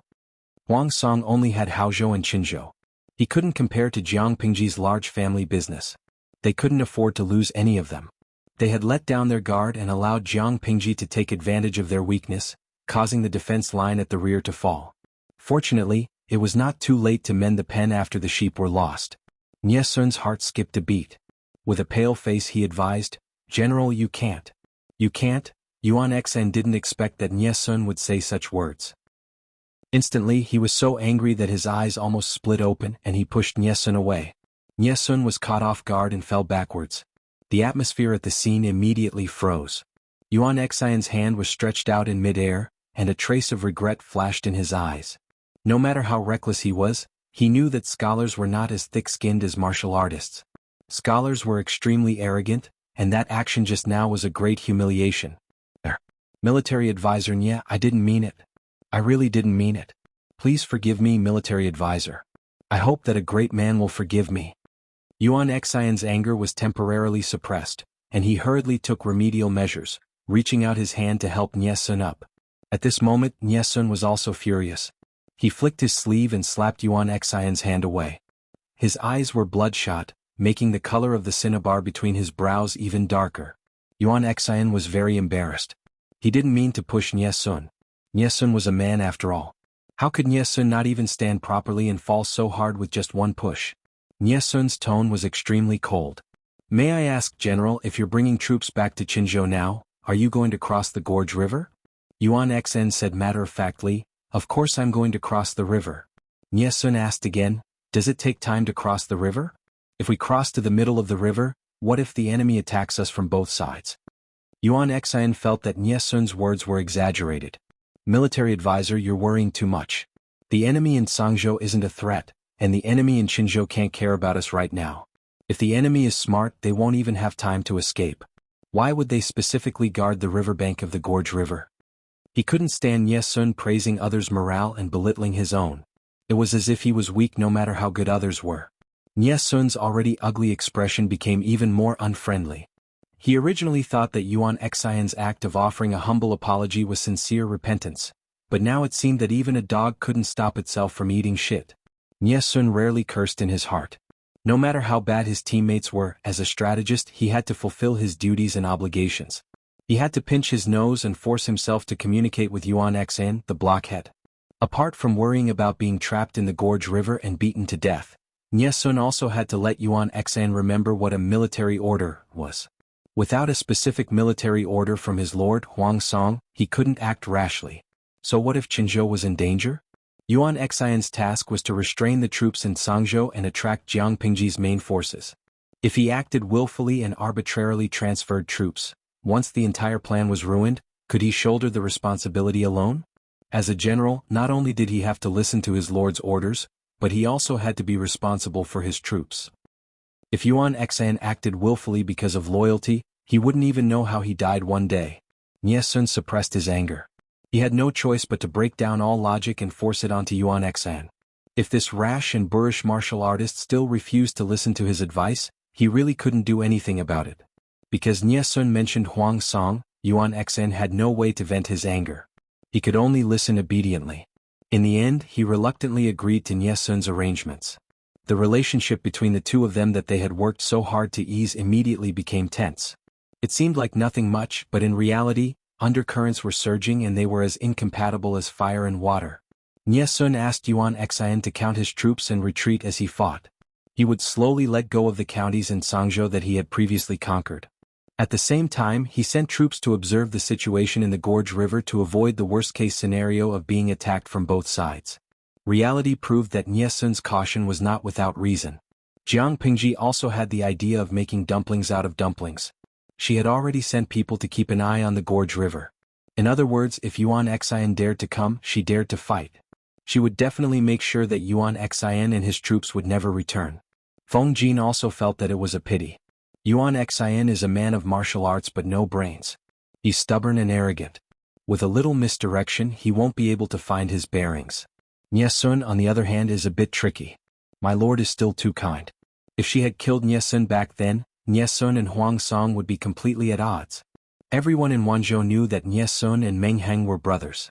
They also knew that Meng Heng had followed Jiang Pingji's instructions to set up a trap for his brother.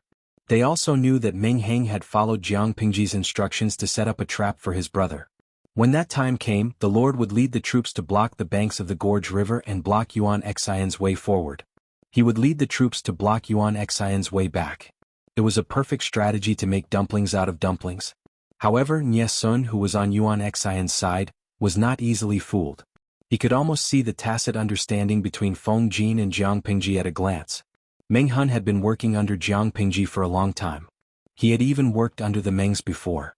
He was very clear about the grudges between them. He said regretfully, "No matter what, Nie Sun is Sergio's biological brother and my lord's cousin. If he were to kill him, my lord would not be able to explain it to the old mistress. What did he have that made Huang Song think so highly of him? He was very proud now. Nie Sun's mistake meant that his judgment was correct. Nie Sun rode his horse with his head lowered. He didn't say a word for a long time, but his face was pale. Yuan Xen felt bored when he saw that Nie Sun didn't respond.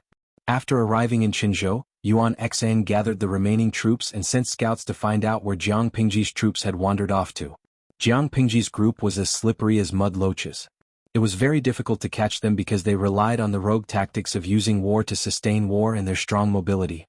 Yuan Xen and the others had just crossed Gorge River. Feng Jin started to restore the lost territory and eliminate the 10,000 troops Yuan Xen had left behind. Meng Hun mocked, "You want to defend Song Prefecture with just 10,000 troops? I'm afraid you're too naive." Although Nie Sun used some tricks to create the illusion of 100,000 troops, Feng Jin had long seen through his tricks.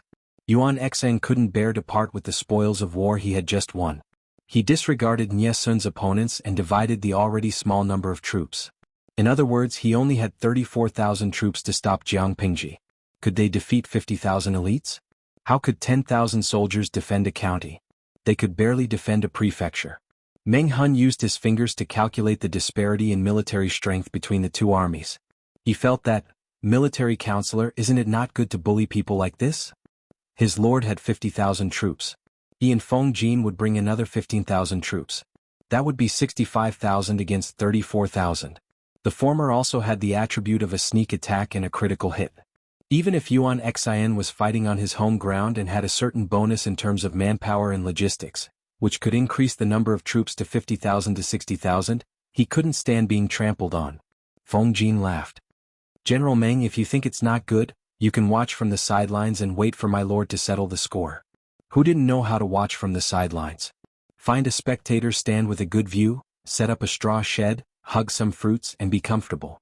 If they dared to do this, how could they explain to their lord that Yuan Xen had gone deep into Tsang Prefecture? Meng Hun also thought of this and made up his mind. "It's better for you to die than for me." Meng Hun and the others used the fastest speed to attack their lost territory. At the same time, they seized the crossing of Gorge River and crossed the river to chase after Yuan Xen's army. Chapter 1265. The horses' hooves landed on the ground with a hurried clatter. Report: traces of enemy troops have been discovered 20 miles ahead. The scout in the vanguard galloped over and sighed. He grabbed the reins to stop the warhorse and hurriedly dismounted to report. 20 miles? They're really eager to die. Jiang Pingji sneered. "I already know about this. Inform military advisor Yang to come over." Jiang Pingji sent the scout away unhurriedly. She lowered her head and ate half of the roasted lamb leg in her right hand. "You have to fight a war, but you have to feed your stomach too." "Xinjia, I'm crying from laughing. Streamer, you should at least respect your enemy. They're about to attack." Zuiyun Cat Yao, that's why people say that the streamer is too infuriating. The enemy is attacking aggressively, but she's still eating the whole roasted lamb leg. This is a serious battle streaming room, not a gourmet streaming room. Her opponent had to always carry an oxygen tank, or else he wouldn't be able to bear the injury. Why did he have to carry an oxygen tank? Because Jiang Pingji's actions were so coquettish that it was suffocating. Meng Xen, I don't agree with student Xinjia's words. If the streamer respected the enemy and put down the lamb leg, wouldn't she be disrespecting the lamb that contributed its body? The war could be fought any time, but a roasted lamb leg was the most delicious to eat while it was hot. Coincidentally, Jiang Pingji thought so too. Yang Si rushed over in a hurry and happened to see Jiang Pingji gnawing on the shredded meat hanging from the lamb leg and throwing the bones into the fire. She took out a handkerchief to wipe her mouth and the oil on her hands. She looked at him in a leisurely manner.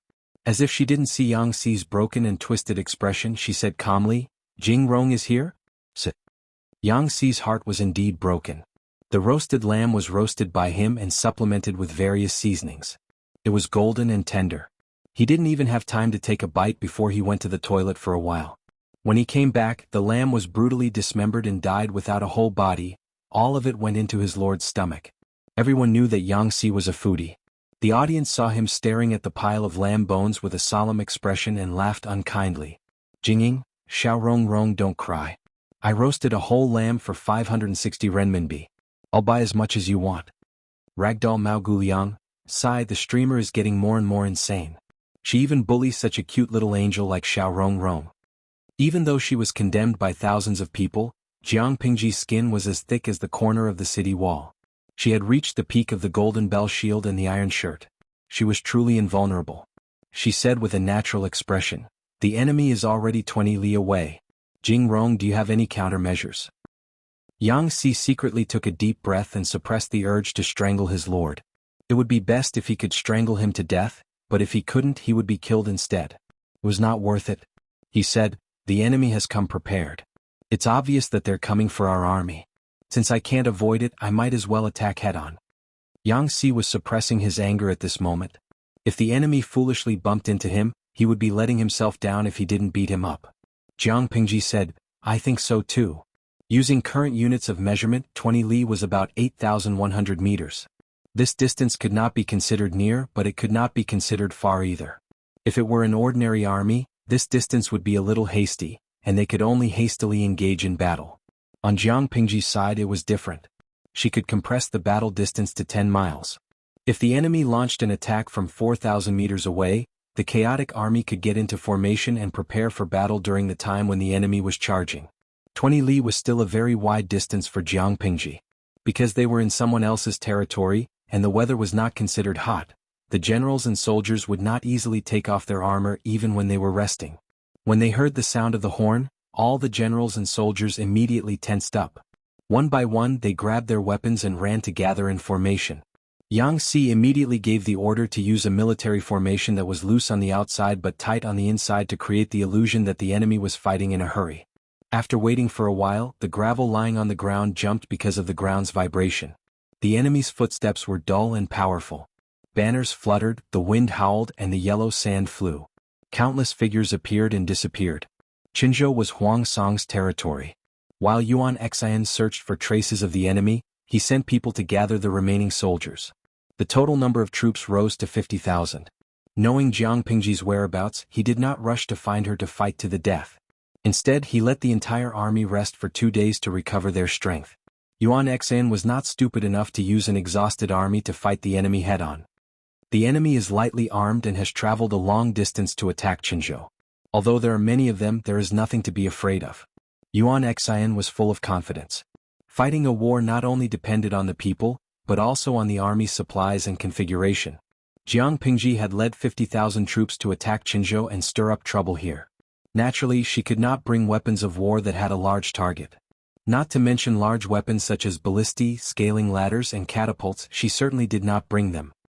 The outside world knew that the weapons of Jiang Pingji's army were always more powerful than those of the other feudal vassals. The most typical were the ballistae and catapults.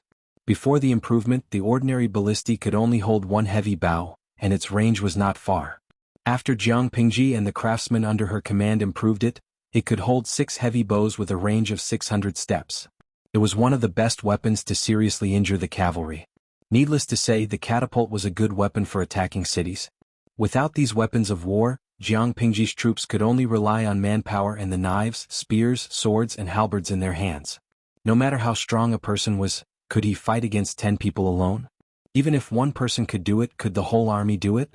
Purely in terms of manpower, Yuan Xian and Jiang Pingji's side were not far apart. Including their own weapons of war, their overall chances of winning were high. Yuan Xian drew his sword and ordered, "All troops charge." In order to conserve their strength, the marching speed was not fast. When the distance between the two armies became shorter and shorter, their speed suddenly increased. Thousands of cavalrymen took a detour to outflank them, while the remaining troops charged head-on to intercept and kill. The war drums on the chariots rumbled, and the beating drumbeats pounded hard on the heart. Bang, bang, bang. Each beat was more rapid than the one before, and each beat was heavier than the one before. Their hearts felt as if they were about to jump into their throats and jump out of their throats. Jiang Pingji understood and smiled. Similarly, she drew out the god-slaying sword that had drunk countless blood. Beat the drums, meet the enemy. Yuan Xian laughed heartily. Look at that formation, it's scattered and disorderly. The person leading the troops must be a greenhorn. Jiang Pingji packed lightly and did not bring the heavy ballistae, but Yuan Xian had them. In ancient times, there was no concept of protecting intellectual property. Jiang Pingji used the ballistae and catapults to fight the Qingyi army, laying a solid foundation for her future foundation. The other feudal vassal forces naturally had to find out clearly. Only by knowing oneself and one's enemy could one win 100 battles. It was not some advanced and complicated technology. Even if Jiang Pingji deliberately protected it, other forces could still steal and learn it. Speaking of the ballistae, the dozens of ballistae that Yuan Xian brought with him now were no less powerful than the ones that Jiang Pingji had once used. The arrows had a wooden shaft, an iron spearhead as the arrowhead, and an iron feather as the tail. They were shockingly powerful and had an extremely long range. When the arrows left the bowstring, they buzzed incessantly, like the roar of the god of death. When they hit a person, the huge force could send them flying and pierce through several people's bodies. Seeing this, Yang Si hurriedly stopped Jiang Pingji. He gritted his teeth and said, "Such a boorish man will not have a good end." His voice was very soft. The surrounding shouts were like thunder, but no one heard him. Jiang Pingji pointed at the battlefield and said, "Jing Rong, look at them. Don't they look like black sesame porridge?" Yang Si was speechless. What porridge? His lord paid attention to the situation on the battlefield and gave orders. The messengers who received orders and waved the battle flags and the soldiers who beat the drums also changed the rhythm of the drums. The generals and soldiers who were fighting at the front heard the movement and understood it. On one hand they let the enemy rush in and on the other they closed the gap in the front line. Others closed the door to beat the dogs, but Jiang Pingji closed the door to kill. She smiled and said, "Our soldiers' battle formation is tight, like a thick black sesame porridge that cannot be poured out." The enemy's formation seemed to be strict, but they had overexerted themselves and were eager for quick success. After several exchanges of attacks, the formation has become more and more loose, which is just the right time to thin them out. Encircle them and break them one by one. Yang Si glanced at the battlefield. From time to time, blood would soar into the sky, heads would fly everywhere, and the ground would be covered with broken limbs and bones. He said in a pleading tone, "My lord, can we change the analogy?" Yang Si also liked to drink black sesame porridge. The doctor said that drinking more black sesame could slow down aging and reduce white hair. However, his lord seemed to be going against him. She deliberately used black sesame porridge as a metaphor for the dense mass of heads on the battlefield, which made Yang Si lose all his appetite. Jiang Pingji asked, "Not my image?" Yang Si's face was cold. "The image is perfect." It successfully made Yang Si feel disgusted with the black sesame porridge. He felt that in the future, whenever he saw the black sesame porridge, he would subconsciously think of the human heads crowding around it. Although the metaphor was a little disgusting, Jiang Pingji was right. What effect would individual heroism have on a battlefield of 100,000 soldiers? Like a drop of water flowing into the ocean. Only their tacit cooperation and imposing manner could allow them to win this battle. Combine. Jiang Pingji gave another order. Attack. The messenger who passed the order made a signal, and the rhythm of the war drums changed again. It was as rapid as a rainstorm. The shield soldiers at the front line tightened their defensive line according to the order. While they killed the enemy, they combined their shields into 2 rows, which were at least 10 feet tall. Chapter 1267. The troops under Jiang Pingji's tent became a meat grinder. They first divided the enemy into countless smaller pieces, then contracted the battle line to mince them into pieces. The quality of Yuan Xian's troops was far inferior to the elite troops trained by Jiang Pingji for many years. The difference between the two sides did not lie in their individual physique, but in the speed and extent of their execution of military orders. Yang Si ordered them to assume a battle formation that was loose on the outside but tight on the inside. They could obediently do as they were told, luring the enemy to let down their guard and send the army to charge. When the two armies charged at the same time, Jiang Pingji's troops could still take care of their comrades in formation, but Yuan Xian's troops paled in comparison. When the two armies clashed, the difference between the two would be magnified again and again. Just like Jiang Pingji's metaphor, on one side was thick porridge that could not be poured down by chopsticks, sticky and solidified, while on the other side was thin porridge with a high moisture content. When thick porridge and thin porridge collided, the thin porridge would naturally be the first to scatter. Jiang Pingji ordered the frontline troops to let the enemy rush into their formation, so they could faithfully execute military orders. When the time was ripe, Jiang Pingji ordered the frontline troops to tighten their defense line, and they also obeyed the order. Strong execution would bring about extremely high efficiency. The battlefield was a place that was ever-changing. Being one step ahead of the enemy meant gaining the upper hand. Jiang Pingji led Yuan Xian and the others by their noses, so they had no choice but to follow her rhythm until they were utterly defeated. In this wave, Jiang Pingji had at least encircled the 5,000 troops under Yuan Xian's command into her territory. Attack! The 5,000 troops were just a small group of people to Jiang Pingji's 50,000 troops.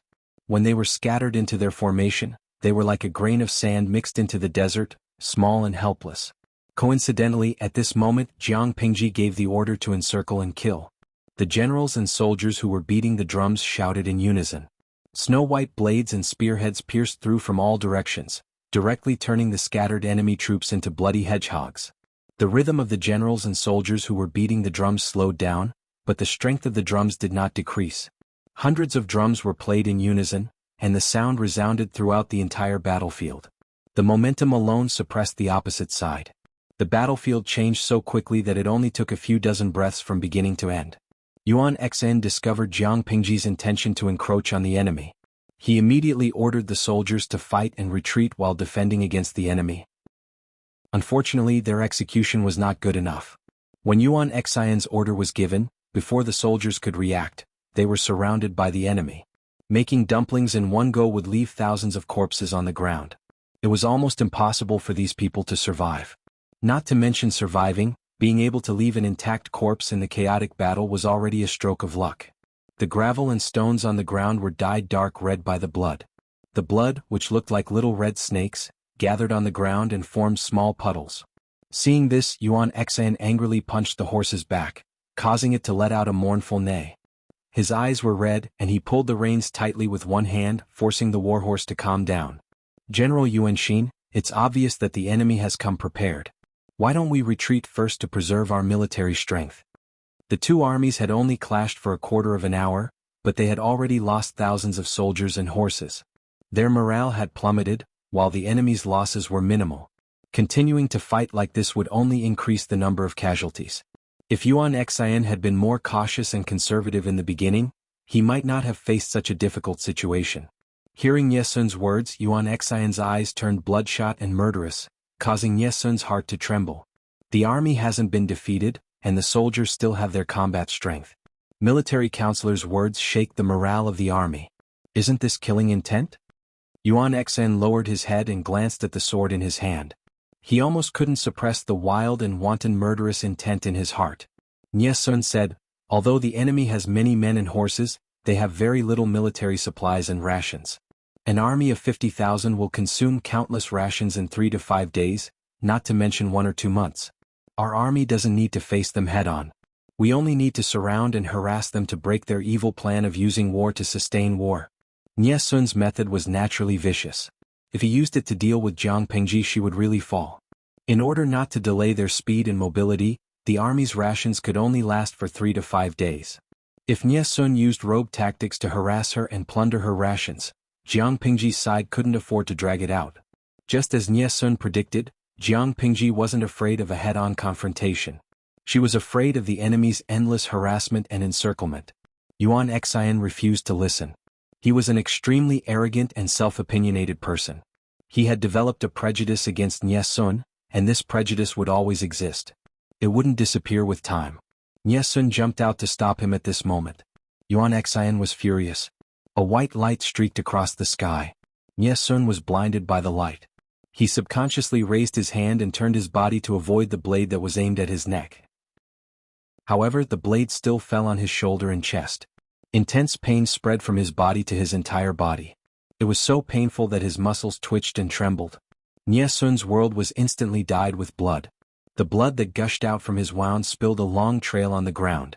A few deputy generals witnessed everything. They were so shocked that their limbs turned cold. They watched Nie Sun's body go limp and fall to the ground.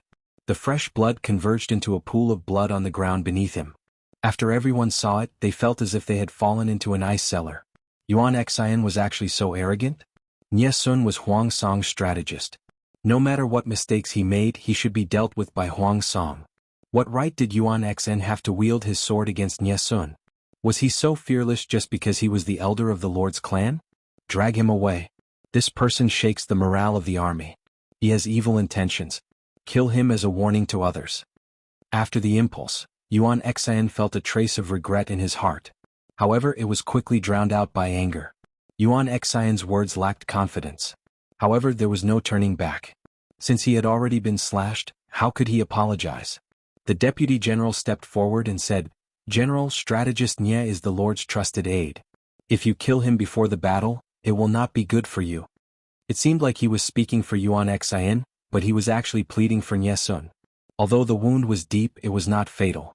If the bleeding was stopped in time, he could still keep his life. Yuan Xian valued himself more. If Nye Sun really died, it would indeed be troublesome. His tone softened a little. "Drag him away and keep an eye on him." The deputy general was afraid that he would go back on his word. He quickly said, "Yes, sir." Nye Sun's wound was very long and deep. The bleeding was also very impressive. It had only been a short while, but his clothes were already soaked. The soldier who was supporting him raised his hand and wiped the warm blood on his hand. Nye Sun's face was very fair. Even though he had grown a short beard to make himself look more mature, it still could not hide his gentleness. Because he had lost too much blood, his originally fair complexion had turned pale. His lips had also darkened. Faced with such a large wound and loss of blood, the military doctor was also in a difficult position. In the end, he could only take a risk out of desperation. "I heard that the military doctors under Lu Shi's tent are very good at suturing wounds. Why don't we try using this to stop the bleeding?" When Huang Song and Su Bei formed an alliance, they ambushed Hu County, which was guarded by Qiguan Rang, and stole a cart of medical supplies. With this cart of supplies and the retired military doctors he had secretly bribed, Huang Song's side also copied Jiang Pingji's logistical medical methods. However, Huang Song's side lacked experience and did not learn well. In the end, there were not many military doctors who knew how to suture. Nye Sun's wound was so large that he would die if he did not suture it. It was better to treat a dead horse as a living one. With the help of hemostatic powder, he might be able to keep his life. Chapter 1268. From afar, Jiang Pingji could not see what was happening at the enemy's rear. She did not know that Nye Sun was struggling between life and death. Nye Sun was struggling for his life at the back, and the soldiers at the front were also fighting with their lives on the line. At every moment there were people dying in foreign lands. Vigor was something that could only be built up in one go, then weakened by the second and exhausted by the third. Once it went downhill, it would be very difficult for it to rise again. Jiang Pingji had tricked Yuan Xian the moment they met face to face. She had defeated 5,000 of his troops and horses. She had slapped down their morale. She tightened her grip on the hilt of the god-slaying saber, like a person who was addicted to smoking, trying her best to resist the urge to leave the scene. Yang Si, who was on the side, saw that she was trying hard to endure. Her pitiful appearance made him unable to harden his heart. He was full of persuasion, but he only sighed. "If you don't mind, why don't you let Si do it for you? Look, it's rare to see such an understanding strategist like him. He's so considerate of the Lord. Bullying such a cute little angel, doesn't the Lord's conscience hurt?" Jiang Pingji's eyes lit up. She wanted to grab Yang Xixiang and bite her. This guy was too good. Yang Si. He didn't dare to let the Lord take a whiff. Firstly, being kissed by the Lord made him feel like being kissed by a man. Secondly, he was afraid that the Lord would calm down and take revenge. Thirdly, he was afraid that if this matter were to spread to Wei Si's ears, it would provoke the revenge of the jealous beauty. He couldn't afford to provoke him. Jiang Pingji tightened her grip on Little White's reins. Little White seemed to understand Jiang Pingji's intentions, and its fighting spirit was high. "Go, Little White." Jiang Pingji tightened her grip on the reins and clamped the horse's belly. Little White swiftly ran from the army's flank to the front line. Before Yang Si could say anything, he saw Little White kicking up a cloud of dust along the way. One person and one horse had already left. "So, I'm destined to have gray hair when I meet such a master. I should drink more black sesame porridge." Because the scales of victory and defeat on the battlefield had tilted in their favor, and the situation of the battle was becoming more and more favorable, Yang Si allowed Jiang Pingji to have a go. "Fairy Queen Scarlet. Rin gallop, get on the horse. Husky attack. Sankei, you guys are so evil. Can't you let me watch the live stream?" Under your violent brainwashing, my mind is now filled with images of a husky riding on Little White, swinging the god-slaying sword and killing people. The host is so handsome and charming. Magical things were more memorable than serious things. When many idle audiences thought of Jiang Pingji, the first thing that came to their minds was not her beautiful face and careless smile, but a husky in red and silver armor with its tongue hanging out. Fortunately, Jiang Pingji had blocked the bullet screen in the streaming room. If she accidentally saw the bullet screen, she would definitely perform poorly. Yang Xi's commanding style was different from Jiang Pingji's. The latter used overt schemes while the former liked to backstab people. Sinister and crafty, always giving people the illusion of being entangled by a cold and venomous snake. Jiang Nongqin, who was killing the enemies at the front line, was the first to realize that the commander had changed. As expected, the person in charge now should be Yang Xi, right? This is so uncomfortable, Jiang Nongqin had learned from Jiang Pingji. She also liked the style of fighting in a big way. If it was Yang Xi, she would always feel uncomfortable all over. Only by killing a few more enemies could she feel better. Jiang Nongqin shook off the fresh blood on the blade. Her face was filled with sternness. Where's the Lord? Jiang Nongqin urged her horse to retreat to the rear. She turned her head to look for Jiang Pingji, but she did not see the familiar figure. Of course, she could not see it because Jiang Pingji was too far away from her. She really can't withstand a single blow. Jiang Pingji felt the blood in her whole body boiling. The horrifying blood in the eyes of the audience was a drug that stimulated her nerves. She galloped along the way, killed people along the way, and left the corpses of the enemies behind. City of Illusion. Kill one person in 10 steps, leave no trace for 1,000 miles. But the streamer killed 10 people in 1 step and they all died with grievances. The former was the unrestrained heroism of a swordsman, while the latter was the blood debt of a butcher. They could not accuse Jiang Pingji of being ruthless. Similarly, they could not say that the death of the enemy soldiers served them right. Who was the murderer? This was the way of the world. The idle fish who were watching the show entertained themselves, while some of the more reserved ones turned around leisurely and continued to watch from the sidelines. Jiang Pingji's gaze seemed to penetrate the heavy wall of people and see the general of the enemy. To shoot a person, first shoot the horse. To capture the bandits, first capture the king. If she could take the head of the enemy general from among the tens of thousands of troops, Jiang Pingji was tempted, but before she could put it into action, she unhappily put down this tempting challenge. Forget it. A group of middle-aged and old princesses was more important. Even so, Jiang Pingji still killed whoever stood in her way. Under the god-slaying sword there would be no complete corpse. Jiang Pingji's side was like a hot knife through butter. Yang Xi said, "What about the corpses of the fallen soldiers?" Jiang Pingji rolled her eyes and rolled her eyes at him. "You still want to eat people?" Yang Xi was speechless. "Who the F***ck wants to eat people?" Jiang Pingji said, "Burn the corpses of our soldiers and place them in an urn with their clothes and bring them back. The enemy's corpses will be directly burned by the river."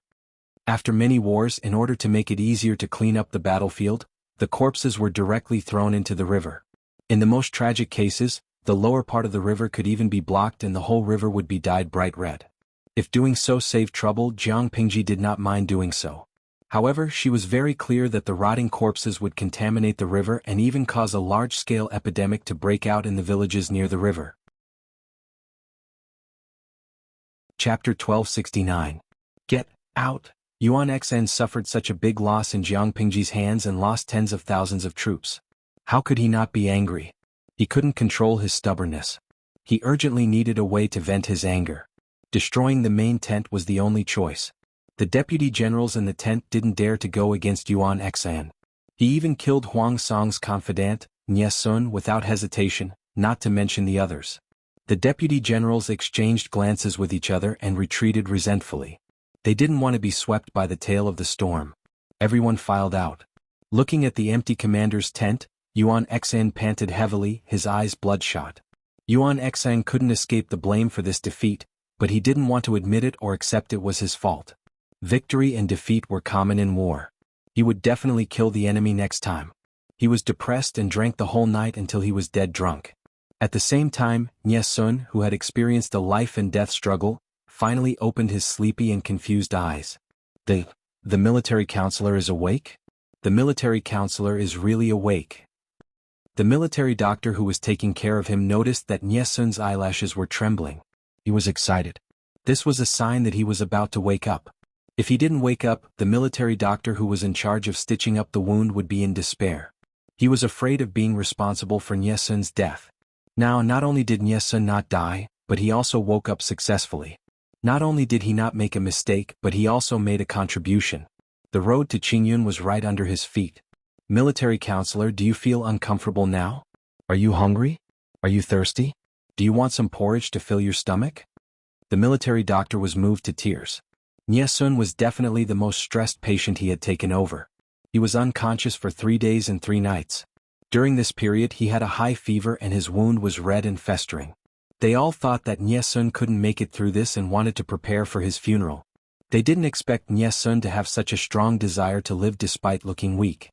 He managed to make it through the most dangerous stage. Nye-sun's face was pale. His lips were cracked due to the lack of moisture. His eyes were dazed and unfocused as if he hadn't regained his consciousness. The military doctor could only suppress his excitement. He looked at Nye-sun's mouth eagerly, expecting him to say something. If Nye-sun's mind was clear, it meant that he was temporarily out of danger. If his mind was still muddled, it meant that he was still in danger. The military doctor tried to call out a few more times, and Nye-sun finally gave him a little reaction, his eyeballs turning in his direction. Nye-sun felt like he had just had a terrible nightmare. He groped his way forward in the dark, and there was something that he couldn't see clearly chasing after him.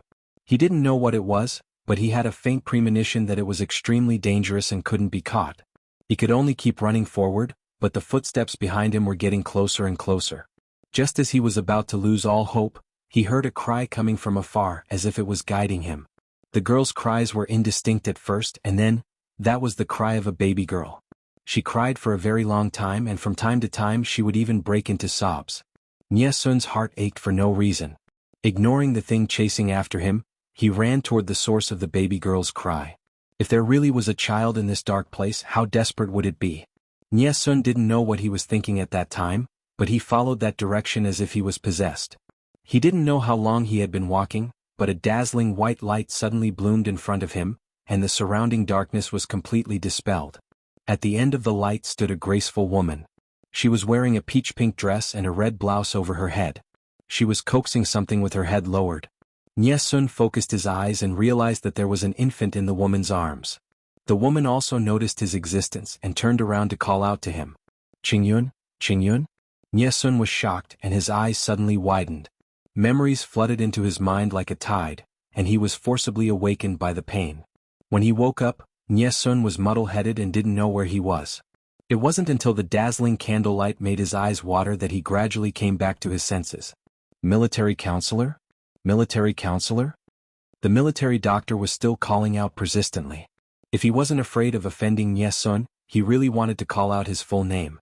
It was said that calling out like this could bring back the soul of a lost person. Nye-sun forcefully blinked his sore and watery eyes, and opened his mouth with difficulty. Water, water? He had been unconscious for 3 days and 3 nights. Other than the medicine that the military doctor had forced into his stomach, there were only 2 small bowls of porridge. He was thirsty and hungry. The military doctor hurriedly asked someone to bring warm water and carefully fed Nye-sun half a bowl. However, Nye-sun's body was weak and it was difficult for him to swallow. Most of the water was wasted. After drinking the water, Nye-sun couldn't resist the exhaustion of his body and fell into a deep sleep again. When he woke up for the second time, it was already 6 hours later. Nye-sun was much more clear-headed. He asked for half a bowl of porridge from the soldier who was taking care of him, and his cold limbs were slowly filled with a warm itch. When he regained consciousness, Nye-sun lay motionless on the simple bed, staring at the top of the tent. At this moment, a deputy general ran over to look at Nye-sun out of guilt. Nye-sun had already gathered some strength.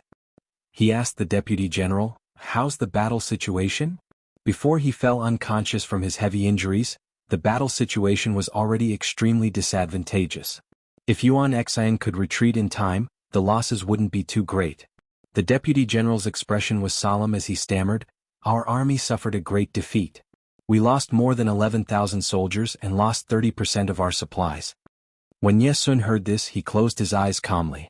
The deputy general said, military advisor, this general has a bold idea. Why don't military advisors secretly send a letter to the Lord and quietly dismiss General Yuan Xian? General Yuan Xian is not worthy of being a general. We can't just let go of the military advisor's suffering this time." Nye-sun closed his eyes and thought for a long time, so long that the deputy general thought he had fainted again. Changing generals at the last minute is a taboo for military strategists. Nye-sun said indifferently, "Moreover, I'm afraid I won't be able to live for long." The deputy general was shocked and looked at the military doctor in disbelief. The military doctor nodded his head awkwardly. He said, "The military advisor's wounds are too deep. Although the vital organs weren't injured, he has lost too much blood and the wounds are red and festering. If he wants to completely get out of danger, it will depend on his recovery in the next half a month. If he's not careful, he'll..." Nie Sun had survived the most difficult hurdle, but this didn't mean that his life was safe. There was a lack of supplies during the march and the environment for recuperation was not peaceful. All these factors were disadvantageous to Nie Sun. Before the wounds completely healed, they couldn't let their guard down. If the wounds suddenly reopened or bad luck invaded, Nie Sun's life would be lost here. According to the military doctor's many years of experience as a doctor, the chances of Nie Sun surviving were less than 5%. The deputy general frowned in distress. After a while he sighed angrily. He wanted to drag Yuan Xian out and whip him. Without Nie Sun to handle military affairs, the army was in chaos. Yuan Xian was a boorish man who only knew how to train and fight. What was this? Chapter 1270. The deputy general's heart ached when he heard this. Their military advisor was too kind-hearted. If only he had secretly killed Yuan Xian, that boorish fellow, long ago. Nie Sun said, "I still have something on my mind."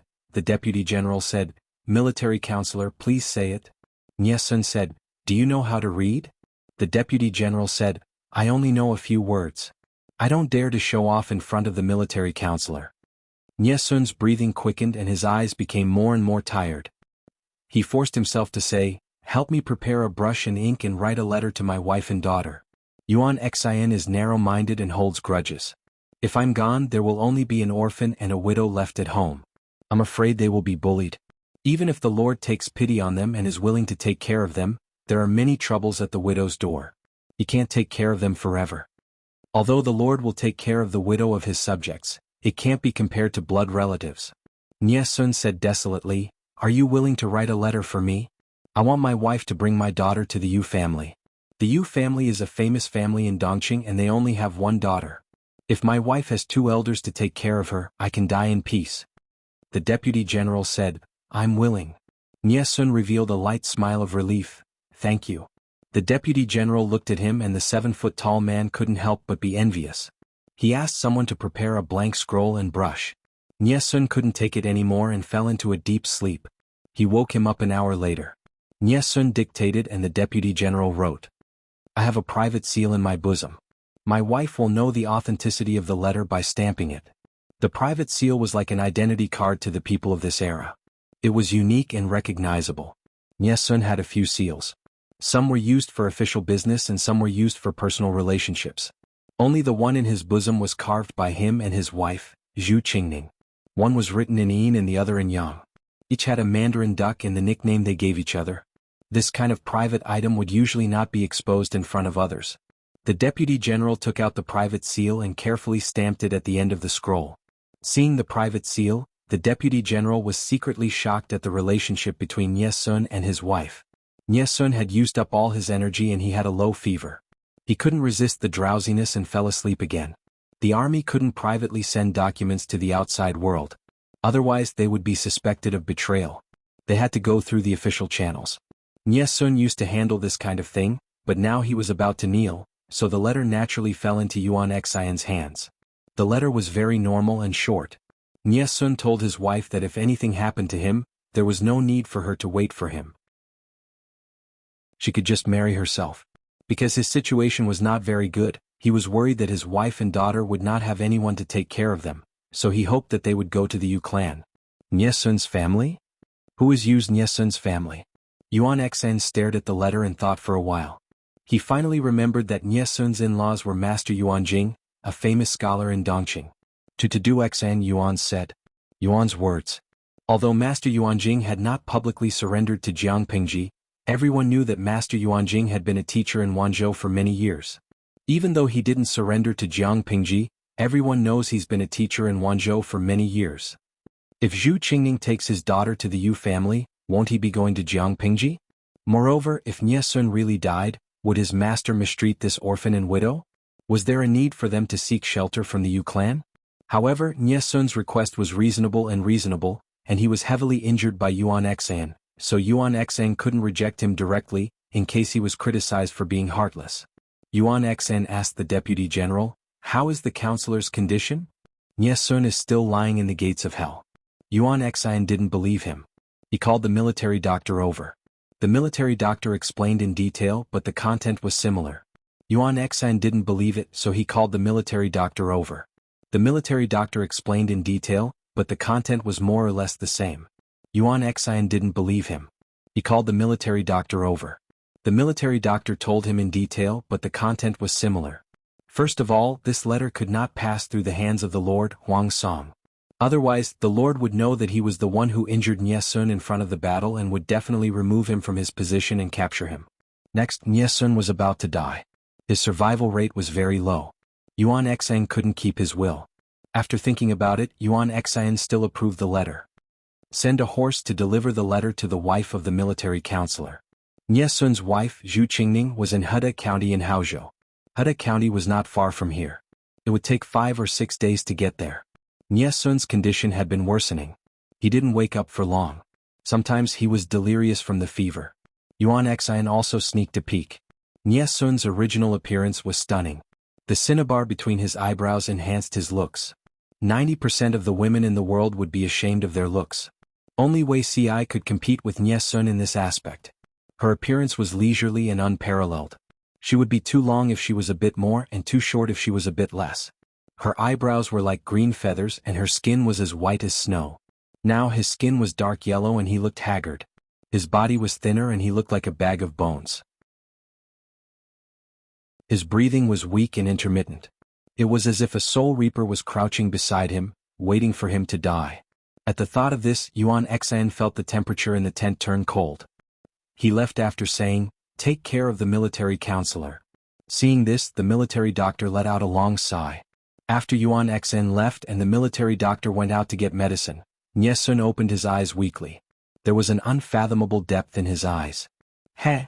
The corners of his mouth curled up into a mysterious smile. Zhu Qingning had been feeling anxious for a while. Her daughter cried for the whole night. Her face was red and she was crying so hard that she was almost out of breath. She had no choice but to seek medical advice. She even invited a few mistresses who helped exorcise evil spirits to come to the mansion to check the feng shui. The mistress couldn't figure out the reason and could only say vaguely, "There's chaos outside. There are countless resentful spirits. The little lady is still young. She hasn't formed her skull yet. Her soul is easily infected by evil spirits. She might have bumped into something.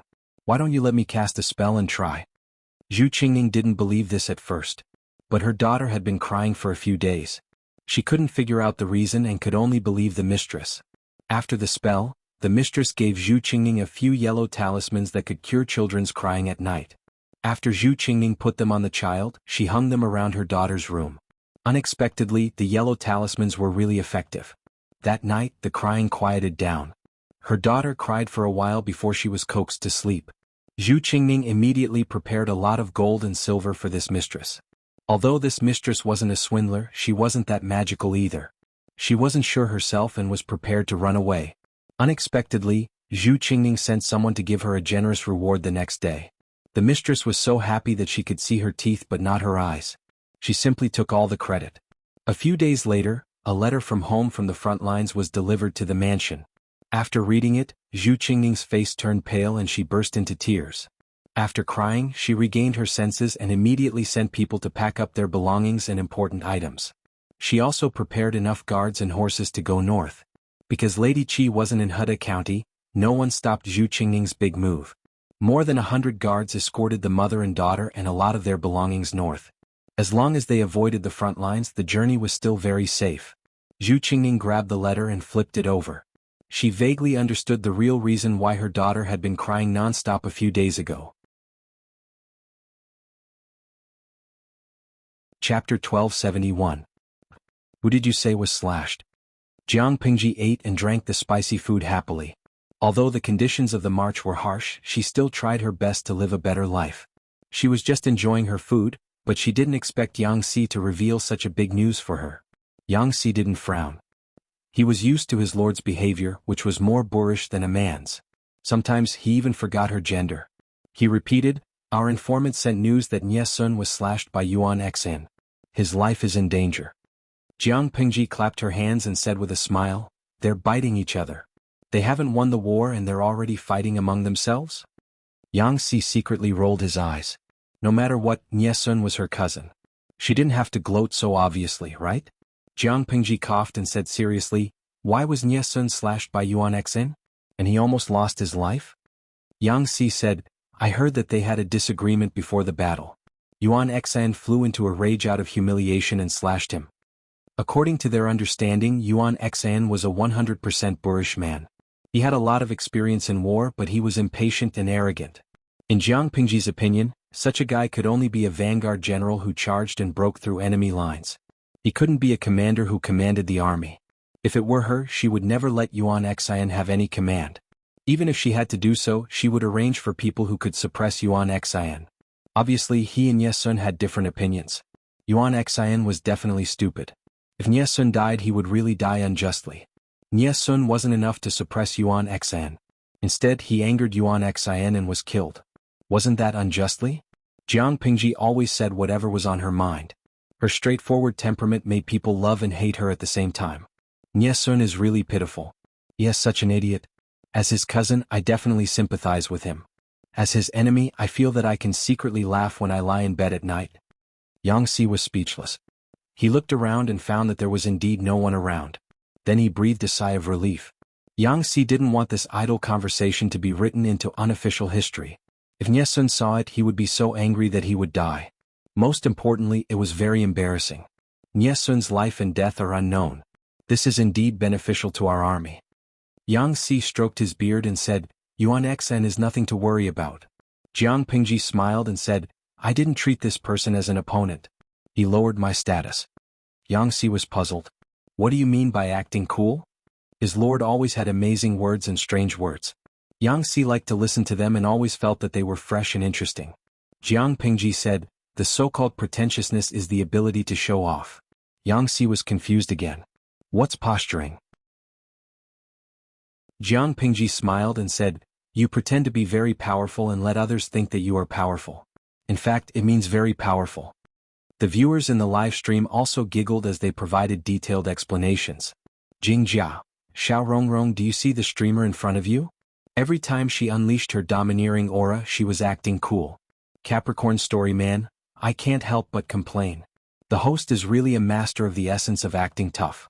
Yang Si's expression twisted for a moment, and he couldn't help but tell the truth. This phrase is quite suitable for the Lord. Jiang Pingji was speechless. The inexplicable feeling of being ridiculed by one's own strategist hit the bullseye under smiley face, angle, under Yue. Xiao Rongrong is really too cute. The power of that ridicule just now should be enough to blow up half of the Japanese pirates' island. Durian Gao, accurate, vivid, and ruthless. You hit the target with one strike. Xiao Rongrong has already seen the threshold of the holy temple of ridicule. Jiang Pingji coughed awkwardly and changed the topic stiffly. The news that Nie Sun is seriously ill and dying has been confirmed. Just Yuan Xn alone isn't scary. We can still continue to stir up trouble. It would be best to stir up the entire Qinzhou and delay the situation at the rear to distract Huang Song at the front line. Yang Si said faintly, my lord, you still have to be careful. You can't expose your identity. After all, Jiang Pingji was still a patient. Her condition was not much better than Nie Sun's. Although she was reckless, she still had to keep up her disguise. Jiang Pingji pouted uninterestedly. Why did Yang Si always like to make things difficult for her? Yusue Jo? If I don't make things difficult for you, then I'm sorry for the delicacies that were snatched away by the host. Jiang Pingji, whether it was God's will or something else, Yuan Xn, who had lost Nie Sun, was not as stupid as the two of them had expected. The first few days were smooth sailing, but then they encountered obstacles. Jiang Pingji was the first to discover that something was wrong. Yesterday, when she led the troops to sweep through the area, they could get a lot of food, but the food they found today was much less than expected. This should be an important town. Why isn't there much food stored in the warehouse? It seemed that more than half of the food had been moved away overnight. The ones that had not been moved away were probably because there was not enough manpower. Yang Si said, we'll know once we catch the person in charge and ask him. They caught the person in charge of the granary, but he still refused to answer. They used some methods to extort a confession from him, and he confessed everything. The food stored in the granary in the nearby important town has long been moved away. Jiang Pingji raised her eyebrows and asked, When did this happen? The person in charge answered shakily, 3 days ago. Jiang Pingji sneered and played with the whip in her hand. The whip was like a snake with eyes. It whipped the ground from time to time, making a crisp sound. The person in charge was horrified to see that the long whip had left a few deep marks on the green brick ground. Which direction did they go? The person in charge resisted the urge to pee in his lower abdomen. He was drenched in cold sweat as he said, "They went southwest." Jiang Pingji looked at his face coldly for a long time. She raised her hand and waved. 2 strong soldiers came forward and pressed him down. Is it possible that Nye Sun is not critically ill? Yang Si was puzzled. Yuan Xen really doesn't seem like a person with such a brain and reaction speed. Yuan Xen was an old general with rich combat experience, but he was too conceited. To put it bluntly, he was a straightforward person who did not know how to be flexible. To deal with Jiang Pingji's rogue tactic of using war to sustain war, fortifying the defense and clearing the field was the most conservative and the smartest way. It also had the smallest loss. Yuan Xen did not think of this. Instead, he chose to lead the troops to fight Jiang Pingji head-on. In the end, he was beaten by her until he covered his head and fled like a rat. Now he reacted and wanted to cut off her food supply? Jiang Pingji asked, "How many days do we have left of our army's provisions?" Yang Si replied, "The military supplies that Yuan Xian's army left behind previously, plus the harvest from these days, should be able to last for another 10 days. After 10 days, the situation would not be optimistic." Yang Si could not figure out what had happened to Yuan Xian. Was Yuan Xian out of his mind or was there someone guiding him? If it was the former, there was no need to worry. If it was the latter, they had to find a way to slip away as soon as possible. Jiang Pingji said, "Fight and retreat at the same time. Be prepared for both scenarios." She was not a greedy person. She also knew when to stop. It was important to destroy the enemy, but the soldiers in her army were not cabbages. They could not increase the meaningless consumption. Chapter 1272. Jiang Pingji had many shortcomings, but she also had many advantages. The most obvious one was that she was straightforward and decisive. It was clear that their side had an absolute advantage and they were about to turn the enemy's lair upside down. Under the urge of greed and fluke mentality, most generals would inevitably be indecisive and hesitant. However, Jiang Pingji was not like that. She had always been straightforward about victory and defeat. Because she was too straightforward, sometimes others could not help but wonder if she treated military affairs as a child's play. Of course, Yang Si understood that his lord would not joke about such things. The more it was so, the more terrifying it was because the possibility of tricking her was too low. On the contrary, the probability of being tricked by her was increasing. "I don't know if it's fortunate or unfortunate that those feudal lords were born in the same era as my lord," Yang Si sighed in a low voice. Jiang Nongqin accidentally heard him. "Of course it's fortunate," she replied with an indifferent expression. Yang Si and Jiang Nongqin were considered friends who had a friendship boat. Even though the boat often capsized because of his lord, he still readily asked, "Why do you think so, Officer Jiang?" "I feel that it's a little unfortunate. No one wants to be born to be hit by others and lose consecutively." Jiang Nongqin's eyeballs moved a little. "How many mortals can see a celestial being like my lord? Naturally they have to rejoice." Yang Si was speechless. He was wrong. Jiang Nongqin was his lord's most loyal diehard fan. She was a brainless fan. She was the kind of diehard fan who felt that his lord's posture was cool and neat even when he saw her squatting in the latrine. He was really muddle-headed to expect to hear a more constructive answer from her. He replied sarcastically, "Commandant Jiang, you have a unique view." Jiang Nongqin turned her gaze to him. Her eyes clearly wrote 5 words. "Do I need you to say that?" Yang Si was speechless. After the army rested and reorganized, Jiang Pingji saw a few bullet screens from the audience in the streaming room before they set off. She frowned in her heart. Jing Rong has been quite close to Officer Jiang these days. "What? Do you fancy her?" Yang Si was about to get on the saddle. When he heard this, he stepped on nothing. Half of his body hung on the back of the horse. His expression seemed to be empty. "Ching Ching Liuya, streamer, don't ask so bluntly. You scared Xiao Rong Rong." Jiang Pingji had been streaming for a long time. It was almost 10 years since she appeared. How many 12 years does a man have in his life? Many of the audience had watched them grow up, from their tender teenage years to their mature and steady youths, and even to their middle ages. Apart from Jiang Pingji, Jiang Nongqin was the second familiar face who had accompanied them through so many years of streaming. Jiang Pingji could chat with them and get along with them more like friends. However, Jiang Nongqin was different. Many people treated her as their daughter. Just now, an idle spectator suddenly asked Jiang Nongqin how old she was. Everyone counted with their fingers for a long time. They were shocked to find out that the daughter of Yun Yang was about to become an old leftover woman. Although Jiang Pingji was good, he couldn't bring her home at night to warm her bed, sleep and exercise. They hoped that as the Lord, Jiang Pingji would care about Jiang Nongqin's marriage. Hanyan Ningming, it's not that I despise Rong Rong, but he's old and has a messy private life. He's not suitable to be a son-in-law. Lin Mei, Xiao Rongrong is indeed getting on in years. Her physique can't be compared to when she was young. I'm afraid she doesn't have the strength. Xingyuan Miao Miao. It's okay to be old as long as he's strong and healthy. However, Xiao Rongrong doesn't seem to have the capital to be proud. Jiang Nongqin was the daughter of the idle spectators Yin Yang. Then her other half was the son-in-law of the idle spectators in the streaming room.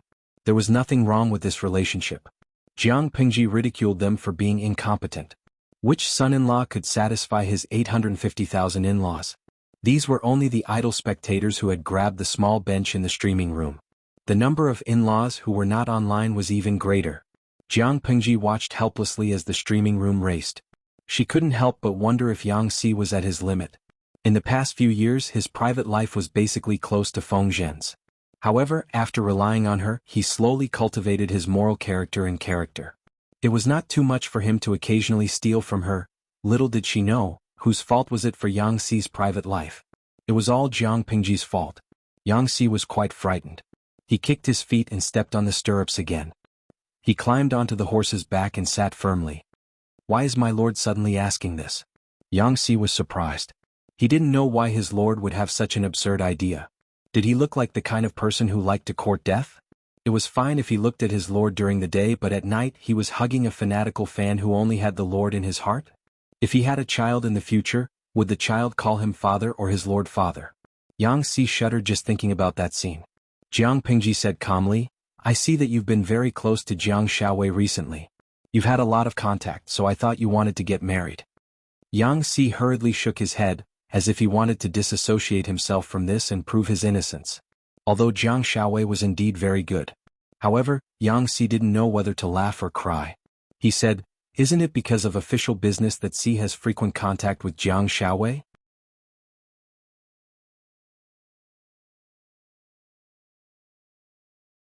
Chapter 1273. Yang Si felt very wronged. Only when Jiang Nongqin rode past him on her horse, she smiled and said 4 words. Smart ass.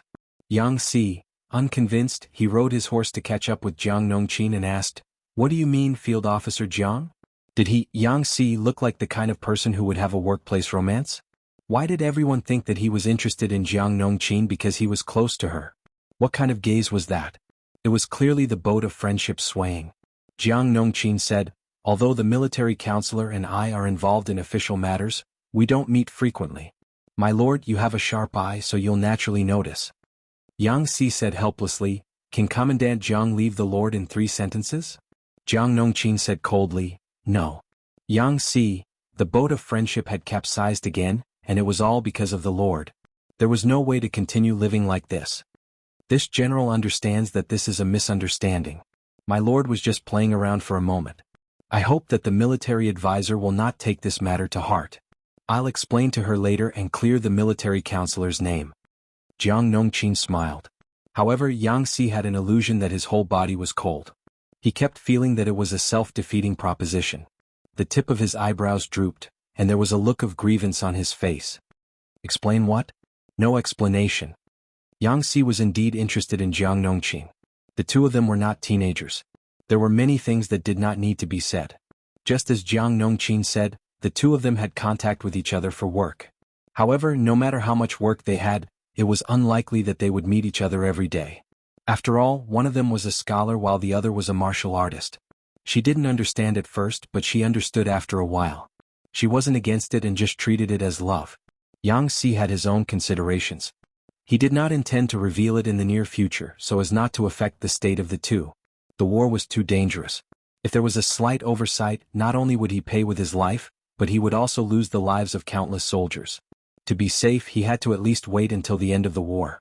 He never thought that his lord would play her cards out of the blue and ask him if he was interested in Jiang Nongqin. Yang Si was really frightened. He stubbornly refused to admit it. "I'm not young anymore." Jiang Nongqin smiled and asked him, "What do you think, military counselor?" Yang Si. He felt as if he had been hit in the head with a stick, and his mind was filled with the words "not young." Was he really that old? He always felt that he was in the prime of his youth. He sighed. So Si is already at this age. Does Commandant Jiang dislike her now? Jiang Nongqin joked, "No, I've always despised it. It's definitely not just today." Yang Si couldn't help but cover his chest. Could they still chat properly? After a while, Yang Si saw that Jiang Nongqin was still keeping pace with him and had no intention of leaving. "Looks like Colonel Jiang doesn't despise the old man beside you? The military counselor is naturally a dragon and phoenix among men. The so-called disdain is just a joke," Jiang Nongqin said seriously. "However, the world has yet to be settled. How can we be at home? Wait until I help the Lord pacify the world, then we can talk about love affairs.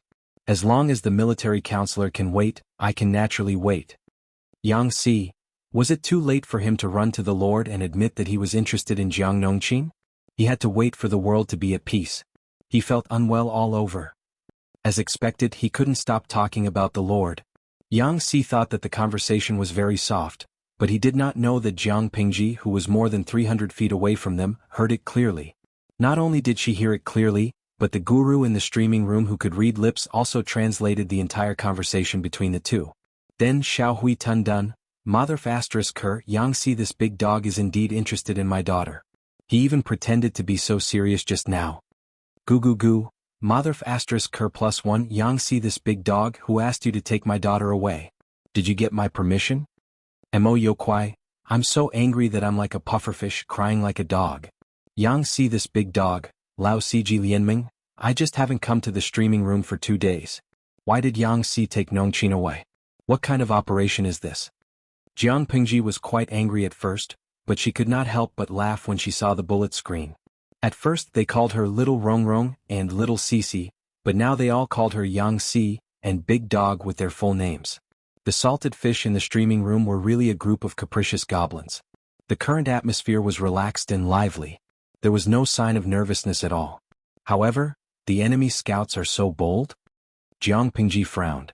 Her alertness was definitely the strongest at that time. She would not miss any scouts within a certain range of them. According to her discovery, the enemy scouts were watching very closely, which was completely different from Yuan Xian's previous style. The enemy is watching very closely. I'm afraid they're going to make a move. After all, it was an army of 50,000. No matter how mobile they were, it was easy to leave traces when they marched. It was not easy to hide their tracks. Yuan Xian had an obvious home advantage. He sent people to watch so closely that Yang Si and the others had to be on guard. We'll deal with soldiers and water with earth. What are you afraid of? Jiang Pingji looked down and said, by the way, Jing Rong arranged for someone to pass the message. Tell Huayu and the others to act according to the situation. Although I don't know what's wrong with Yuan Xn, he can't do anything to me under the suppression of absolute military strength. Yuan Xian could indeed carry out the strategy of strengthening the defense and clearing the field.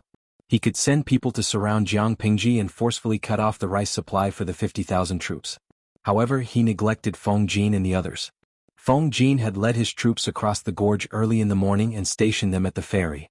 If Jiang Pingji had not ordered them to hold back temporarily, Yuan Xian would have been stabbed in the back. Jiang Pingji was determined to retreat.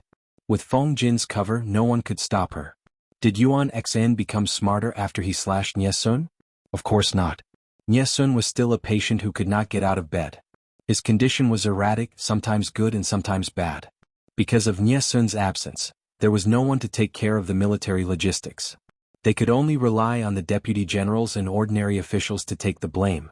It was a mess. Helpless, Yuan Xian could only find a temporary worker. Not long after the notice was posted, someone came to apply for the job. Yuan Xian glanced at him and said disdainfully, "You can't do it." The person who came was a man with an unkempt appearance. He was about 35 or 36 years old. His hair was casually tied with a straw rope. He reeked of alcohol. The clothes did not seem to be his. They did not fit him at all. After he put them on, the lapels were still loose. The overly long hem was lifted up and secured at his waist with a tie. This caused the cloth at his waist to pile up loosely. From afar, it looked like a circle of flesh was protruding from his waist.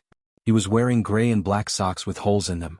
The shoelaces of a pair of wooden clogs were broken and tied again. This person's appearance was unkempt, but the style between his eyebrows was somewhat similar to Nie Sun's. Yuan Xian subconsciously felt disgusted. "General, how do you know that I can't do it before you test me?" Yuan Xian sneered and made things difficult for him. "If I say you can't do it, you can't do it." The person said, "What if I can beat you with strength?" Yuan Xian said disdainfully, "Beat me? You?" "Yes, I think I have some ability. However, I have the final say on how to compete." "A mere unkempt scholar dares to speak to me like this?" Yuan Xian said conceitedly. "Good. How do you want to compete?" The person said, "General's body is as tall and sturdy as a mountain, but I can make you unable to stand up with one hand." In the end, he won with one hand. Chapter 1274. Yuan Xian had lost without even realizing it. He had no choice but to hire this temporary worker. "What's your name? Where are you from? Do you have anyone in your family?" Although he was only a temporary worker, he was considered half an official member. He had to find out more about his background. The person's accent did not sound like he was from Dongqing. It sounded like he was from a land of water and rice. His tone was inexplicably gentle. It was easy to think that he was a gentle and good-tempered gentleman. However, Yuan Xian did not believe that he was a gentleman. Based on his observation, this scholar had killed more than one person. The person cupped his hands and said, "I'm Hua Yuan. I'm from Nanxing's Ningzhou. I have no relatives in my family." "Nanxing's Ningzhou?" Yuan Xian's nerves tensed up. His tiger-like eyes seemed to shine with a frightening light. He looked at Hua Yuan with an unfriendly gaze. "Nanxing? Why did you come to Dongqing to make a living instead of staying in Nanxing?" Yuan Xian did not regret hiring the temporary worker. He was arrogant and conceited. Even if Hua Yuan came with ill intentions, he was not afraid of him causing trouble. The surname Hua is a rare one. Hua Yuan did not mind Yuan Xian's suspicions. "Nanman is still wreaking havoc. I fled to Dongqing just to find a way out." Yuan Xian was surprised. "The situation in Nanxing has not calmed down?" Hua Yuan said, "Nanman is powerful. Before I left, I heard that Shui and Yang Tao joined forces to invite the feudal lords of Nanxing to a meeting to discuss a joint attack on Nanman. I wonder what the outcome is. Regardless of the outcome, the disaster of Nanman cannot be solved in 3 to 5 days. I have to find another way out." Yuan Xian felt sad after hearing this and sighed. Nanman and the northern borderline were known as the malignant tumors of the two foreign tribes. They had always coveted the vast land of the 5 countries in the Central Plains. Dongqing had escaped from the northern borderline, but Nanxing had long been destroyed by Nanman. He knew the methods of the foreign tribes. They were as cruel as uncivilized beasts. It was appalling. It was understandable that Hua Yuan had gone to Dongqing to survive. Yuan Xian tested Hua Yuan's talent. He did not know how Hua Yuan compared to Nie Sun and the others, but he was indeed extraordinary.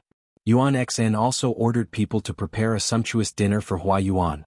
Although Hua Yuan's body was a little thin, his appetite was not small.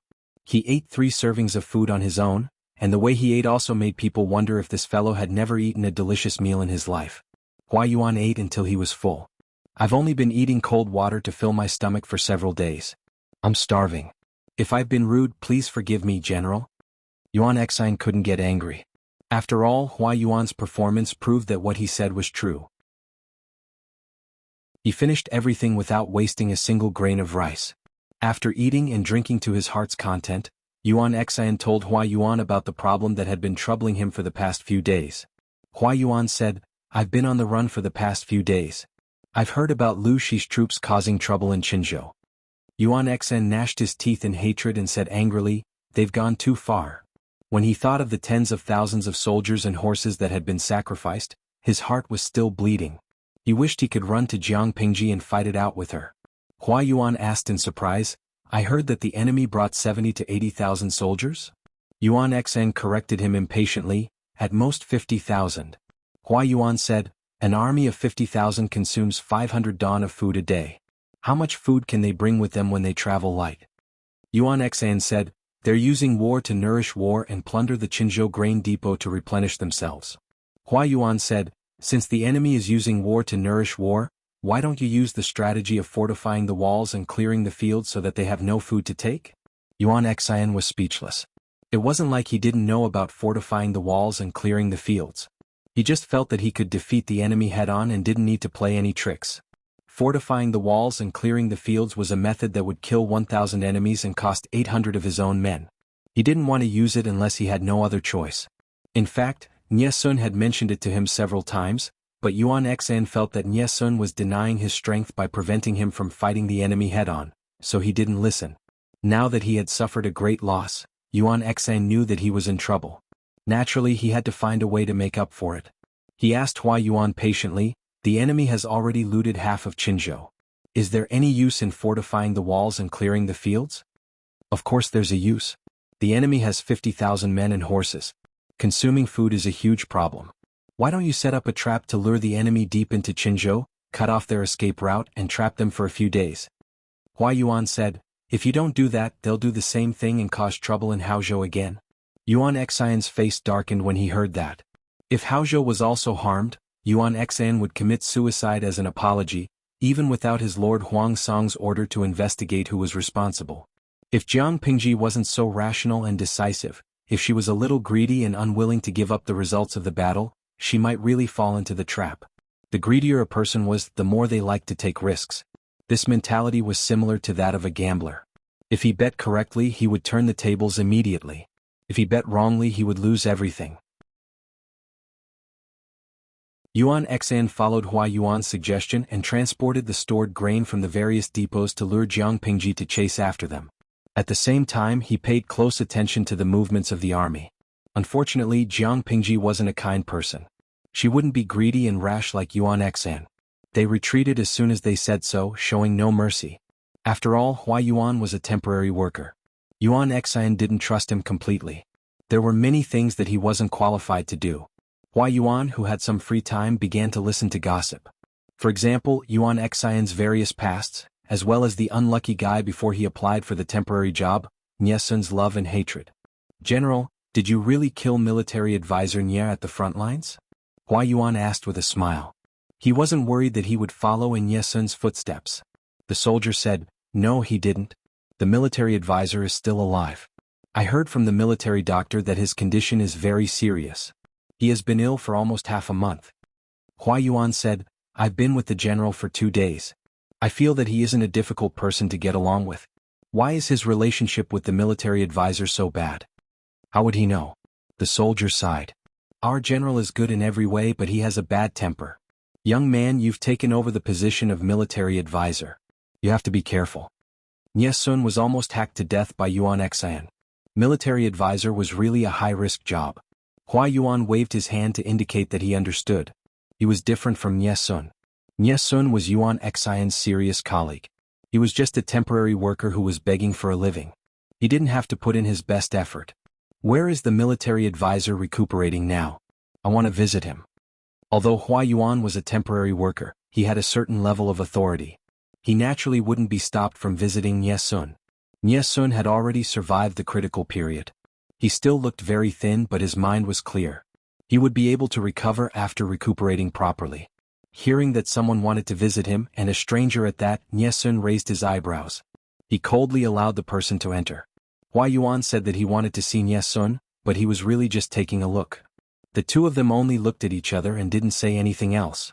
Until, "I heard that the military advisor wrote a letter asking his wife and daughter to seek refuge with the Yu clan?" Nie Sun, who was lying motionless on the ground, didn't move his eyelids. He rolled his eyes filled with indifference. Sun's life was in danger at that time. I didn't know if he would survive. I could only prepare for the worst and settle my wife and daughter first. Hua Yuan smiled meaningfully. Chapter 1275. After Hua Yuan said this, Nie Sun's face showed exhaustion. His eyes were half closed, covering the strange emotion that surged in his eyes. Neither of them spoke again. The air was almost stagnant, and a strange atmosphere filled the air as if they were having a silent contest. This student admires military advisor Nie very much. I am indignant when I heard what happened to military advisor. After a while, Hua Yuan suddenly smiled and said, Hearing about him is not as good as meeting him in person. Military advisor is still thinking about the Lord and his family when his life is in danger. Such noble character is truly a role model for us. Nie Sun's expression was calm as he said, Sun is but a nobody, I'm not worthy of such praise. Hua Yuan smiled and took a few steps forward as if they were familiar with each other. He sat directly beside Nie Sun's bed. The two were only a few steps away from each other. He lowered his voice and said, if military advisor is also considered a nobody, how many talents in the world would be ashamed? Nie Sun ignored him and continued to lie on his back. His eyes stared upwards with an empty gaze. Hua Yuan continued, I admit that I'm inferior to the military advisor's ability to scheme against others. Nie Sun's gaze moved. His expression did not change, but killing intent surged in his heart. What scheming? I heard that military advisor and general are in conflict and have been at odds for a long time. Hua Yuan said, General ignored military advisor's advice and insisted on using troops against the enemy.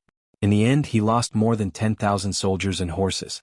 You didn't reflect on your actions and used a saber on the military counselor, almost causing him to lose his life. If these two incidents were to reach the Lord's ears, the general would be demoted and stripped of his power. If it were to be serious he would be punished by military law. Nie Sun had mentioned Hua Yuan's suggestions to Yuan Xian, but Yuan Xian did not believe the latter but the former. How could Yuan Xian easily believe the words of a temporary worker? It was only because the time and place were different, and the person speaking was different.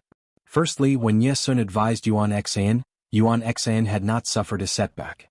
Instead he was calm, content and confident. Secondly, Nie Sun and Yuan Xian's relationship that had improved with great difficulty deteriorated again. This made Yuan Xian feel even more disgusted and suspicious of Nie Sun, which led to rebellious thoughts.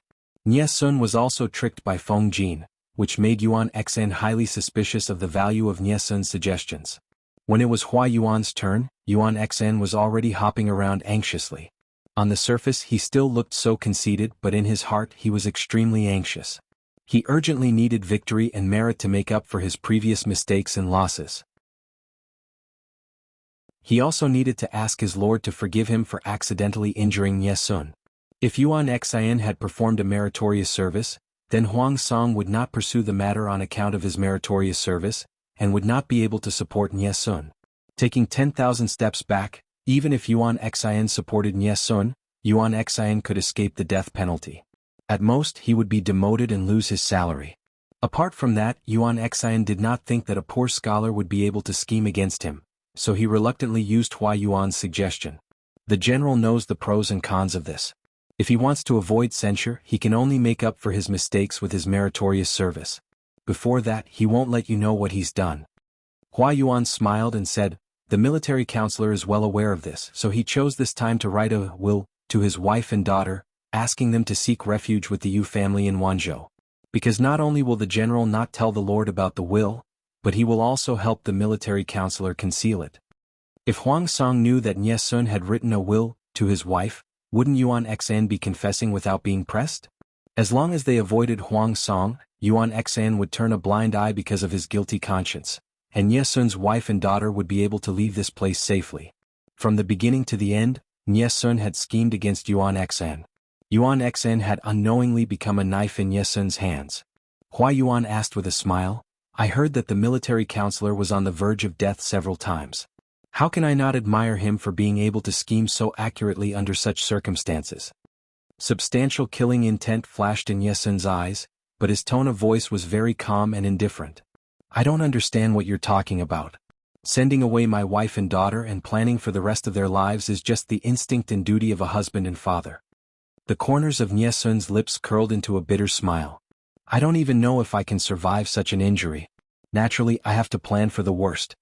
Hua Yuan said, to be precise, it should be a double plan, right? Nie Sun's hand that was placed by his side suddenly clenched, almost tearing at the healing wound. If the military counselor unfortunately dies, your wife and daughter will naturally be safe for the rest of their lives with the protection of the Yu family. If the military advisor is lucky enough to survive and send them away. Hua Yuan grinned as he looked at Nie Sun. His pitch-black eyes caused one to shudder, and they were like a deep and icy cold pool. The military advisor will have nothing to worry about anymore. In my opinion, the military counselor is not a kind person. Will he really be able to take this lying down? The literati of this era had nothing else but tough bones, bad tempers, arrogant personalities and fierce actions. Buddhist? No way.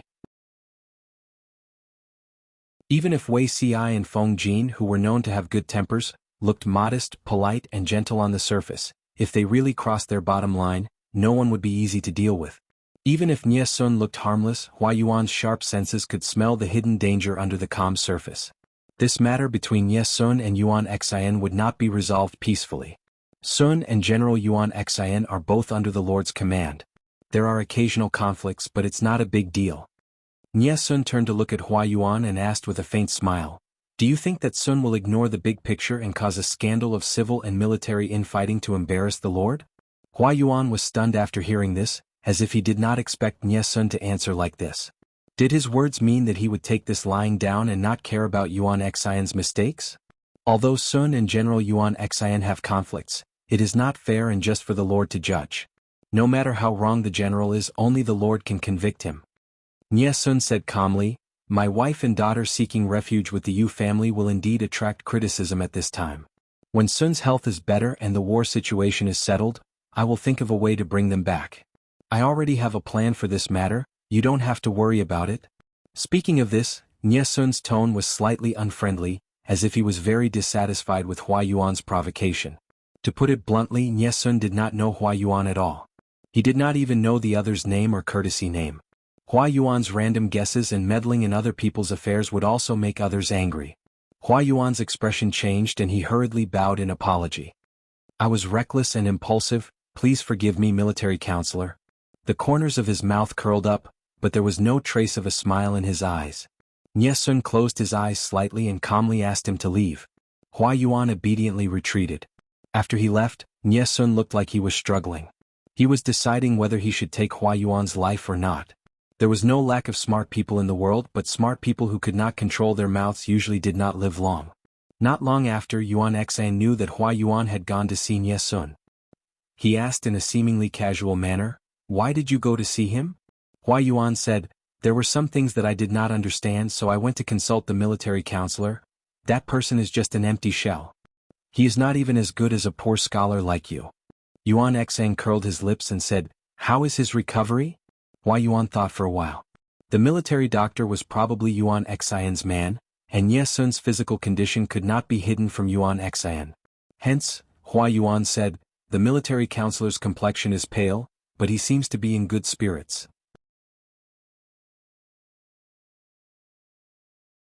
Chapter 1276. When Yuan Xian acted, he really wanted Nie Sun to die. After calming down for so many days, he was actually glad that the other party was still alive. If Nie Sun died, this matter would be stuck in Lord's heart for the rest of her life. Yuan Xian would not be able to be put in an important position in the future. Not only that, it might even implicate the descendants of Yuan Xian's bloodline. With this thought in mind, when Yuan Xian learned that Nie Sun was gradually getting out of danger and that his wounds were starting to heal, he turned a blind eye and did not ask the military doctor to do anything. In the future, there would be many opportunities to find trouble with Nie Sun. There was no need to rush. Yuan Xian's tiger eyes seemed to shine as he asked, "What else did you talk about?" Hua Yuan smiled and said, "I tried to ask for guidance for a while, but the military advisor's energy is not enough. I can only take my leave regrettably." Yuan Xian curled his lips in disdain and said mockingly, "He's quite refined. He only took a knife and made himself look like a woman within a month." What was within the moon? If Yuan Xian's words were heard by Nie Sun, wouldn't he go crazy with anger? Hua Yuan listened quietly at the side with a faint smile on his face. His presence was so low that it was like a wall in the background. Yuan Xian could not be bothered to mention Nie Sun anymore. He was more worried about the situation at the front line. He followed Hua Yuan's instructions, but the results were minimal. The bait was set, but the big fish refused to take the bait. When Hua Yuan heard about this, he asked in surprise, "Who is the enemy general? Why is he so cautious and difficult to deal with?" Yuan Xin said in distress, "This general doesn't know either. The scouts didn't find anything either. All they know is that it's a young, unfamiliar general. He did not meet Jiang Pingji face to face. The scouts who went out to investigate did not know what Jiang Pingji looked like. Jiang Pingji was always dressed as a man in the army. Most of the time, she wore a heavy military uniform and armor. She wore a helmet that covered both sides of her face. People who were not familiar with her could easily mistake her gender. Everyone in the world knew that the Duchess of Lanting was the only female vassal, so it was impossible to link it to her. Because of the mismatch in information, no one had discovered that the seriously ill Jiang Pingji had been wandering in the rear of Qinzhou for almost a month. Hua Yuan shook his head. If it was a young general, it was even more impossible. Yuan Xen asked, "What's wrong with that?" Hua Yuan said, "General, put yourself in their shoes and think about it. If you were their general, would you follow up with a successful pursuit or retreat?" Yuan Xen was stunned for a moment, then said decisively, "Of course it's to retreat in the face of danger." Because of the omniscient view, Yuan Xen knew that it was a trap to strengthen the defense and clear the field. Of course, he would not say that he would foolishly follow up on his victory. Hua Yuan continued, "If you don't know anything, the advantage lies with you. You only need to follow the prescribed order and pursue the enemy, and you'll be able to increase the results of the battle by several times. In the face of such a huge temptation, will the general really give up the heavenly merit that is within easy reach at this critical moment?" Yuan Xen blushed and said reluctantly, "Of course I'm unwilling. No one would remain unmoved in the face of benefits that were easily obtainable." Hua Yuan added, "Even a general is like this, let alone an unknown young general. Young generals admittedly had their merits, but they also had many shortcomings such as eagerness for quick success and instant benefits, instability, lack of experience and so on. Yuan Xian's character were flawed, but his combat experience was unquestionable. Otherwise Huang Song would not have given him so many opportunities. Even Yuan Xian would take the risk, let alone an impatient and immature young general, and an unfamiliar young general. An unfamiliar face meant that he was not famous, and a young general meant that he was young and inexperienced. Logically speaking, this person's desire to achieve success was stronger than that of a normal general. But in the end? In the face of temptation, he was not moved, and he retreated in the face of danger without lingering to fight. How was he like a young and inexperienced fledgling? Yuan Xen regained his composure and said, "According to what you're saying, the commanding general is someone else?" Hua Yuan's expression was solemn as he said, "The general is experienced and knowledgeable. Who do you think this style resembles?" Yuan Xen thought carefully under Hua Yuan's reminder. As he thought, he said, "There are only a few famous generals under Lu Shi. Each of them has their own temperament and the way they do things are very different. This decisive style, it's not easy to guess. Perhaps it's a new face." Although he did not want to admit it, Lu Shi was already a feudal lord who dominated more than half of Dongqing and the northern borderline. Even if she was a woman, she could bring benefits. As long as there were benefits to be gained, there would naturally be people who would rush to join her. It was not unusual for a new face to join her camp. Yuan Xen said, "Why, you don't agree?" Hua Yuan smiled bitterly and said, "I am indeed a little narrow-minded. Do you think this style is like the Lord of Lanting himself?" Yuan Xen was so shocked that he almost bit his tongue. What did he hear? Lu Shi? Yuan Xen shook his head and said, "Impossible, impossible. Lu Shi was seriously ill because of her grandmother's death. I heard that she almost lost her life. Why would she risk her life to come to Qinzhou? If she came to Qinzhou, who would be guarding the front line? This speculation is too absurd and ridiculous." According to a normal person's thinking, Yuan Xian's words were not wrong. Jiang Pingji was out of her mind, but the people under her command should have brains. How could they allow their lord to leave the front line and enter the enemy's rear? Hua Yuan saw Yuan Xian's confident expression and smiled embarrassedly. "You're right, counselor. I was thinking too much." Although there was no evidence, Hua Yuan still felt that it was Jiang Pingji. He had studied the few battles that Jiang Pingji had led. Her distinct personal style left a deep impression. She had shown her decisive side since the first battle against the Tsing-Yi army. She was always so sober and calm, as if she was standing on the sidelines from the beginning to the end. Would such a sober person really disregard the overall situation and risk running to the enemy's rear? Yuan Xan said, "If the enemy doesn't take the bait, think of another way." Hua Yuan came back to his senses and said with a smile, "I have a plan here. Counselor, please listen." The two of them talked in low voices. Yuan Xian's eyes became brighter and brighter. Jiang Pingji sneezed loudly and rubbed her nose. "I'm afraid Zixiao misses me." Yang Si was speechless. My lord looked down. "That's because you're embarrassing yourself." "I wonder how Huayu's preparations are going."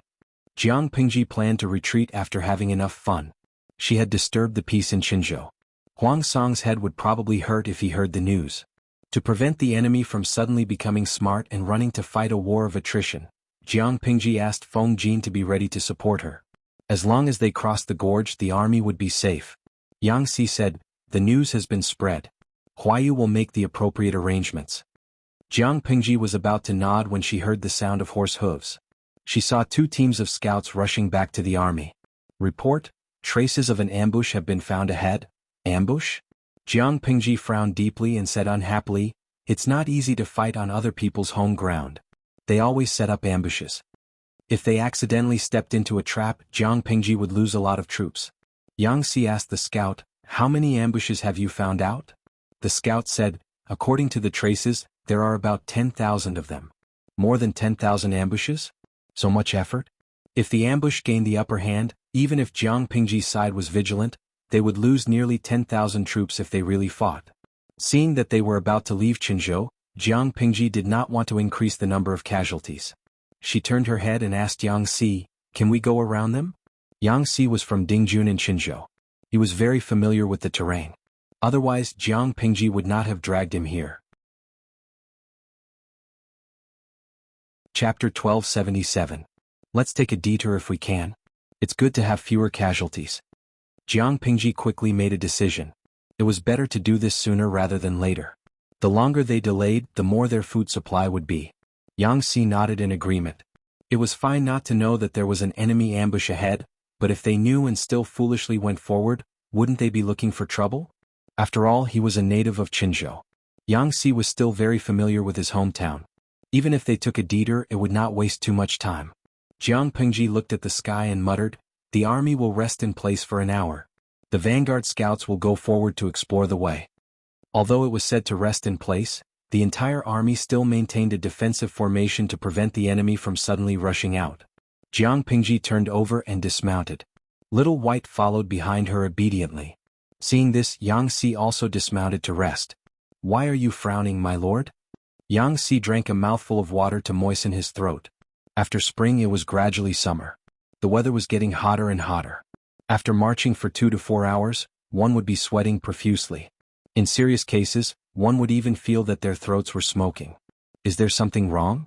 Jiang Pingji said, "I just feel a little strange." "Strange? What's strange?"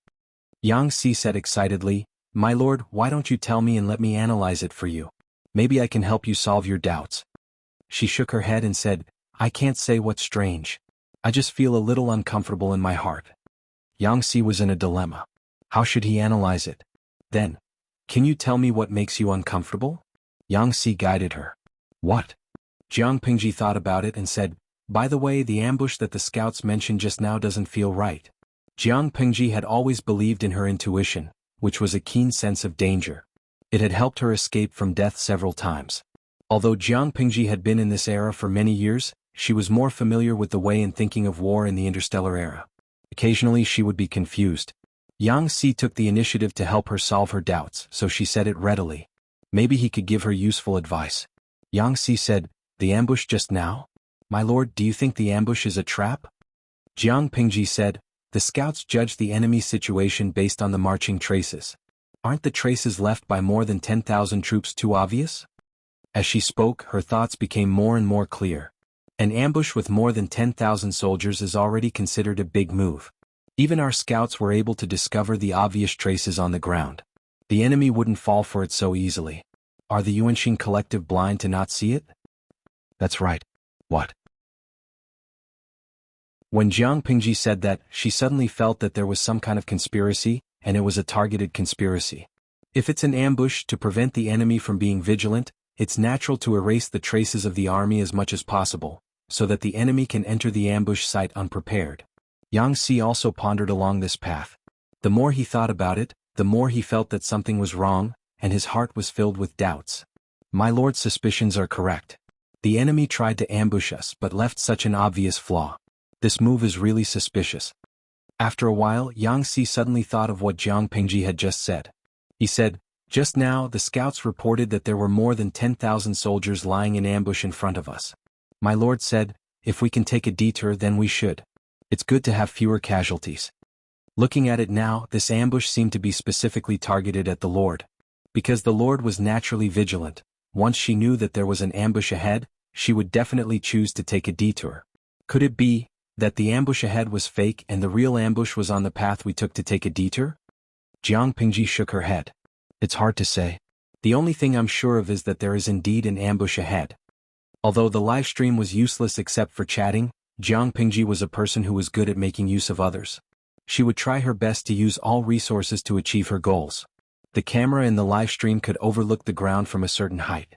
After Jiang Pingji adjusted the angle of the camera in the live stream, she did indeed discover many ambushes. In other words, if Jiang Pingji did not take a detour, she would still be ambushed. Yang Si was puzzled after hearing this. What was going on?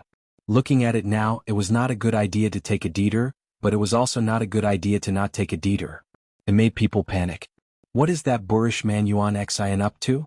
Jiang Pingji said, it's impossible for Yuan Xian to do this. He doesn't have the brains to think about such complicated things. This doesn't seem like Nie Sun's style either. I dare not say that I understand Nie Sun very well, but things like style are personal characteristics. Nie Sun's style is not like this. Didn't Nie Sun get slashed by Yuan Xian and almost lose his life? Scholars have always been proud and unyielding. Nie Sun dislikes Yuan Xian, so he probably won't give him advice despite his illness, Yang Si said. There are many talents under Yuan Xian's banner. It's hard to say which one of them made a move. Jiang Pingji smiled and said, I have a hunch that this person is coming for me. Yang Si also said that the ambush seemed to be aimed at her, or it could be said that it was aimed at her cautious and thorough character. In order not to increase the number of casualties, Jiang Pingji would definitely choose to take a detour when she knew that there was an ambush. As they were talking, the scouts in the vanguard rushed back one after another. The situation along the way was good, and it was suitable for marching. Jiang Pingji said, we've rested enough. Let's continue on our way. Because of their suspicions, Jiang Pingji and the others were especially careful when marching. The whole army was always in a state of facing the enemy. Yang Si looked around at the surroundings and said, the terrain here is open. It's not suitable for an ambush. We should be safe. Jiang Pingji nodded and looked back at the army that was still orderly. She could not help but frown. Everyone has worked hard for the day. Let's rest here for the night. We'll continue marching tomorrow. There was a water source nearby. It was convenient for the cooks to wash the rice, set up a fire to cook and replenish their water pouches. The viewers in the live stream room also tensed up. When they heard that she was going to rest, they hurriedly reminded her to pay attention to the water source. That was natural. Jiang Pingji was very cautious about what she drank.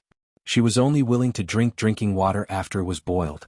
During ancient wars, there were many examples of enemies poisoning upstream. Jiang Pingji naturally would not make such a low-level mistake. After a round of inspection, the water source was normal. Upon reaching this conclusion, Jiang Pingji did not breathe a sigh of relief. Instead, she frowned even more. The next day, the army found traces of what seemed to be an ambush in front of them. Can we take a detour? Jiang Pingji asked again. Yang Si frowned and said, yes, but the army has to turn around and march 3 to 5 miles.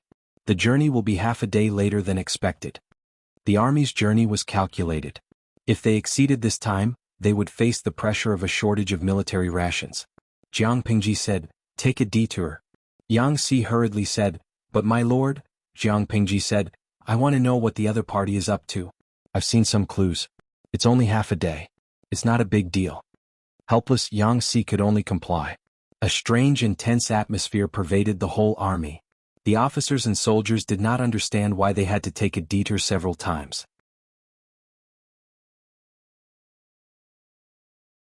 Chapter 1278. Sure enough, one day after the second detour, they ran into another ambush. Yang Si's eyes were filled with astonishment as he suddenly understood. Your Highness, Yuan Xian is trying to drag us to death. The longer they marched, the more rations they consumed. If they couldn't meet up with Feng Jin and the others before their rations ran out, a total of 50,000 soldiers might really be killed here by someone's scheme. At the thought of that possibility, Yang Si felt both relieved and scared. It's not as simple as delaying time. Didn't you notice that the soldiers' energy is also depleted very quickly? Jiang Pingji said, because there's an ambush, the soldiers have to raise their spirits to deal with it. It's fine if it's only for a short while, but if it's like this for a few days in a row, he won't have enough energy, and his combat strength will definitely drop. His spirit wasn't good and he was hungry. How much of his battle prowess could he display? Yang Si said, "My lord, what should we do now?" Jiang Pingji retorted, "What do you think?" Yang Si said, "Instead of being so timid, why don't we go all out and kill our way out? We can't lose the bigger picture because of a small gain." Yang Si would really vomit blood if he lost 50,000 troops and a lord because he was afraid of losing a few thousand troops. Jiang Pingji sneered as she unsheathed the god-slaying sword from her waist. The shiny blade shone with a piercing white light under the reflection of the sun. What a coincidence, I was thinking the same thing. Jiang Pingji had never been a person who was afraid of battles. She was cautious by nature, but that did not mean that she was timid and would not lose sight of the bigger picture. After being schemed against like this, if she didn't take revenge, she would really be looked down upon. Continue advancing. If they continued to fight like this, their morale, combat strength, and the energy of their soldiers would be greatly reduced. At that time they wouldn't have the strength to fight even if they wanted to. It's like boiling a frog in warm water. Jiang Pingji said, "The other party took advantage of the fact that I didn't want to increase the number of casualties and designed the so-called ambush. They made us take a detour unknowingly and did useless work. If I had chosen to avoid the battle for this reason, I would have fallen into the enemy's trap. It was a good idea to slowly whittle down their forces bit by bit. Moreover, the rations along the way had already been cleared by the enemy. We don't have any supplies and we're in a desperate situation. We can only wait for death. I'd like to meet the person who came up with the idea." Yang Si shook his head. Judging from the layout, he has a good understanding of the situation in Qinzhou and the speed of our army's march. If he doesn't understand it, any mistake in any part of the process would be useless. If Jiang Pingji's marching speed was faster than expected and they happened to bump into Jiang Pingji's army when they were preparing to set up an ambush, they would be courting death. If Jiang Pingji's marching speed was slower than expected, the current effect would not be achieved. Only by calculating everything perfectly could one press on step by step and force the enemy to run for their lives. Jiang Pingji sneered. No matter how good the idea is, once it's seen through, it's worthless. She's afraid of ambushes? Of course she was not afraid. So what if there was an ambush? Not to mention 10,000 ambushing soldiers, even 50,000 ambushing soldiers would not be able to stop all of her troops. If the target was wary, the effectiveness of the ambush would be greatly reduced. A smile appeared at the corner of Yang Si's lips. He really liked to see his lord's confident expression. No one wanted to follow a timid, weak and incompetent lord. It was so frustrating to be a subordinate. According to Hua Yuan's calculations, Jiang Pingji should endure for a while more before exploding. She had stepped into the trap that he had set up, which was extremely suitable for an ambush.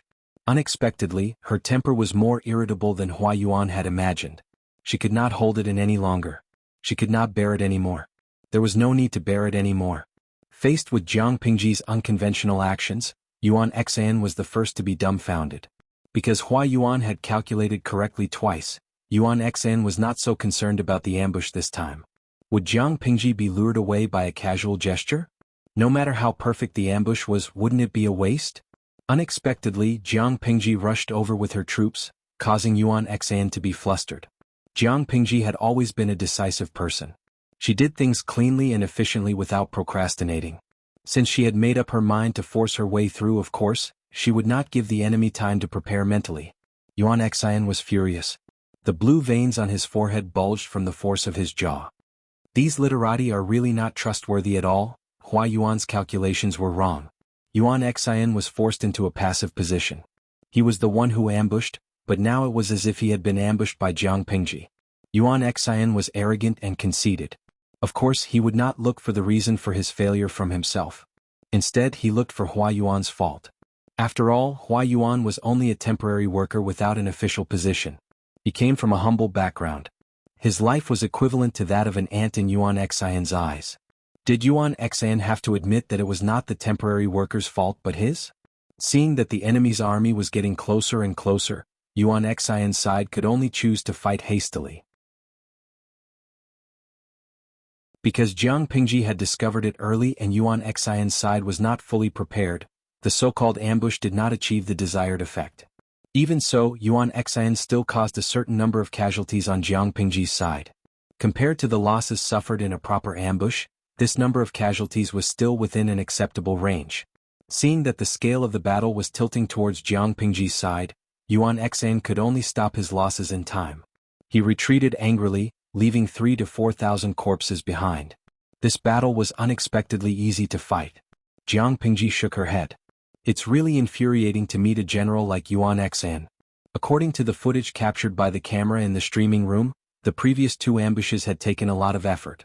If Jiang Pingji had really charged in, she would have lost at least 5,000 troops and horses. However, the 2 arrangements were not put to use. Yuan Xian's side slacked off and planned to simply fool people. Unexpectedly, Jiang Pingji did not play by the rules this time. Not only did she not choose to take a detour, but she also led her troops to attack. How could a shoddy construction withstand Jiang Pingji's violent destruction? Yang Si wiped the blood off his face with a handkerchief. As he tidied up his appearance, he said, "My heart aches for Nye Sun." Jiang Pingji said, "Yuan Xian has reminded me that the military reform should be brought forward. If a general tampered with military orders and strategies because of his own selfishness, or if he responded perfunctorily, Yuan Xian was a good example. The commander-in-chief had sole authority in the military.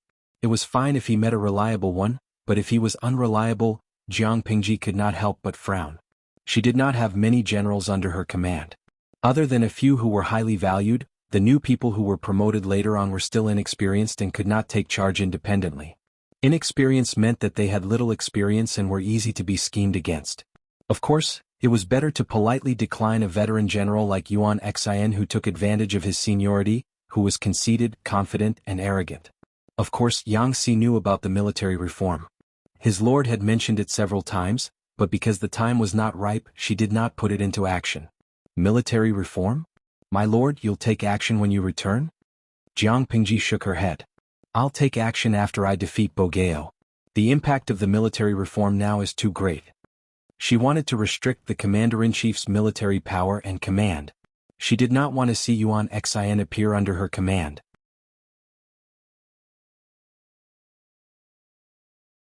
Chapter 1279. Yuan Xian returned pathetically and immediately sent someone to question Hua Yuan. In the end, General, he's gone. Yuan Xian was waiting for Hua Yuan. He never expected to hear this answer. Hua Yuan was gone. Gone? How could he be gone? Look everywhere, I want to see him alive or dead. Yuan Xian frowned. He had a belly full of anger that had no outlet to vent. At this moment, he was angry and aggrieved, like an angry beast that had been injured.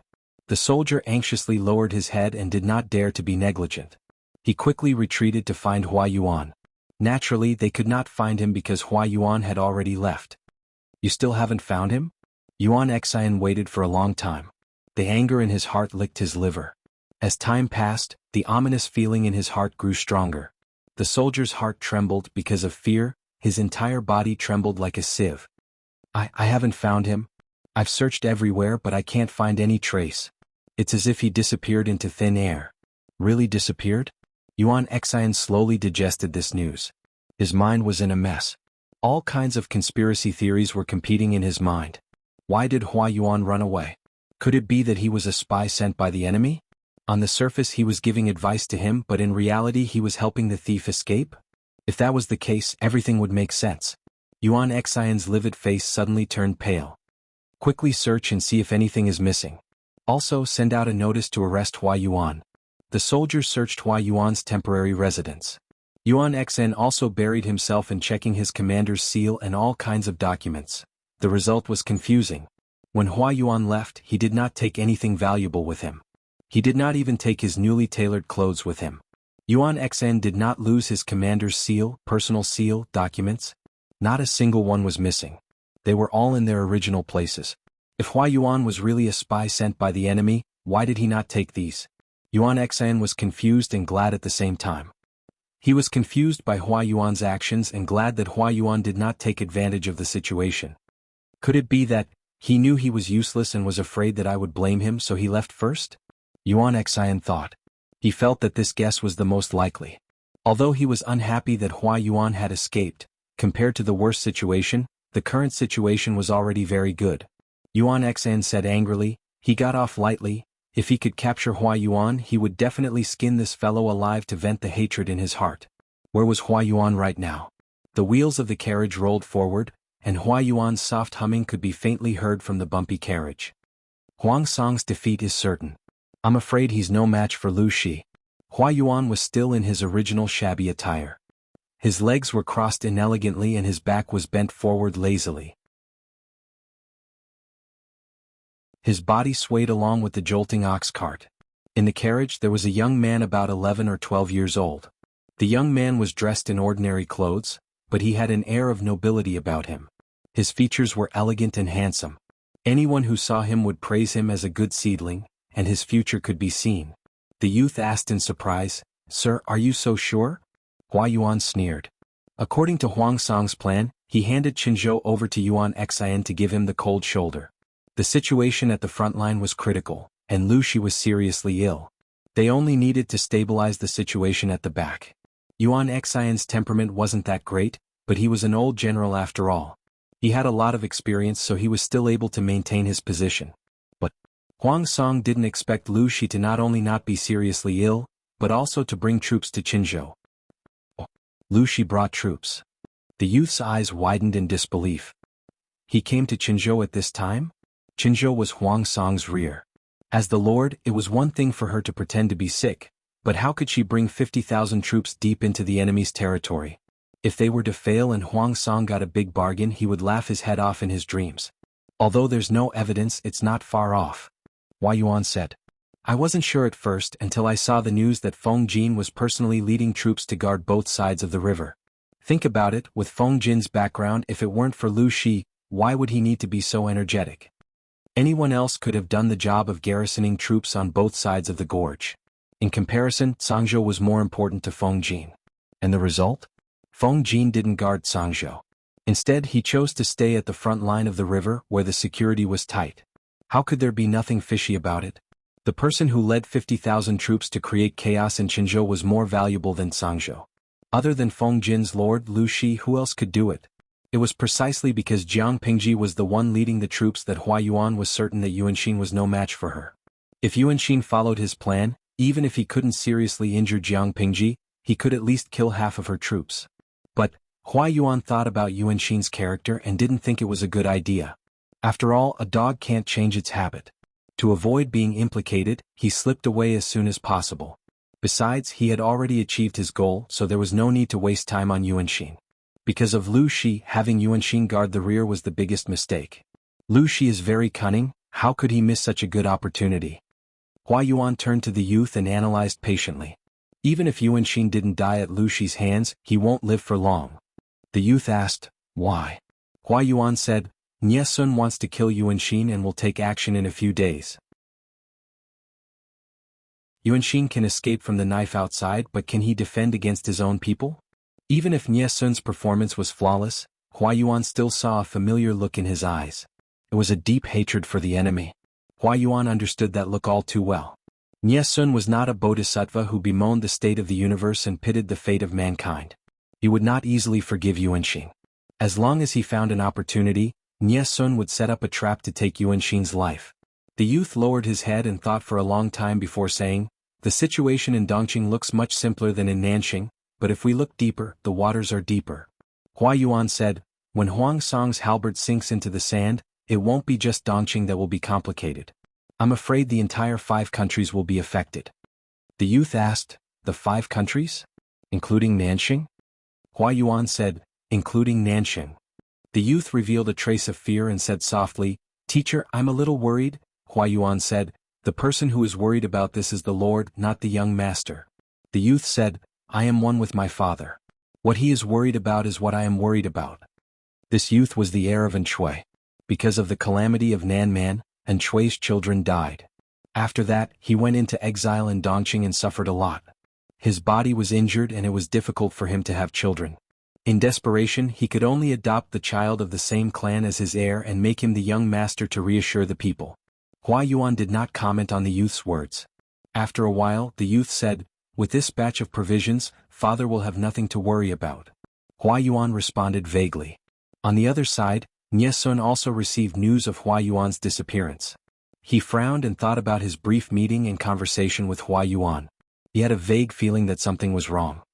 He seemed to have overlooked something. Nie Sun called someone over and asked about Hua Yuan's movements in detail, as well as what advice he had given to Yuan Xin.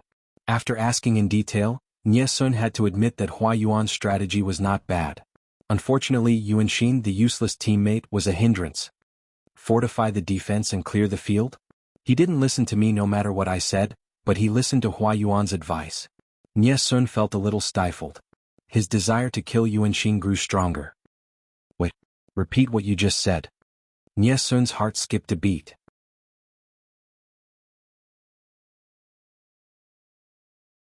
Chapter 1280. Speaking of which, no one would believe that Hua Yuan didn't come to Dongqing from Nanxing to cheat Yuan Xian, Huang Song, or Jiang Pingji. He came with sincerity to borrow grain. Yes, he was right. Hua Yuan's purpose was to lobby the feudal lords and borrow some grain for his lord. The southern barbarians destroyed Nanxing. They also tried to establish a regime to rule over the remnant citizens of Nanxing. Unfortunately, their civilization was more barbaric than the northern borderline. They only knew how to destroy, but they didn't know how to appease the people or recuperate. When they lacked women, they robbed them. When they lacked food, they robbed them. When they lacked money, land, and manpower, they conquered them by force. The people of Nanxing suffered unspeakably. Various forces rose up to fight against the southern barbarians. However, fighting required grain. It would also delay the spring plowing. If the spring plowing was delayed, it meant that a year's harvest would be wasted.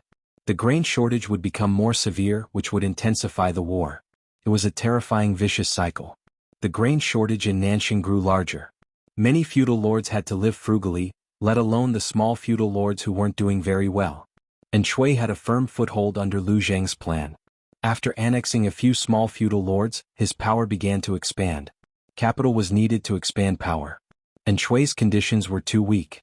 Sometimes he had to seek sponsorship and support to tide them over temporarily. He had no choice but to borrow grain this time. If he couldn't borrow grain, it would be difficult for the people under his rule to survive until the next autumn harvest, let alone recruit soldiers to increase his power. What was borrowing? Temporarily using other people's property. Because of Nanxing's geographical location, they couldn't borrow grain from the southern barbarians.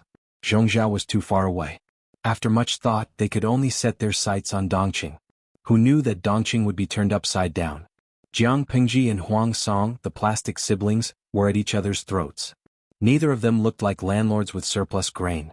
Even if they had surplus grain, they wouldn't give up easily. This was Hua Yuan's conclusion after studying their personalities. Jiang Pingji was shrewd and cunning. She wouldn't be at a disadvantage no matter what. Deceiving her was far more difficult than Hua Yuan had imagined. Ordinary people had to pay interest when they borrowed money. Unscrupulous merchants paid interest when they borrowed money.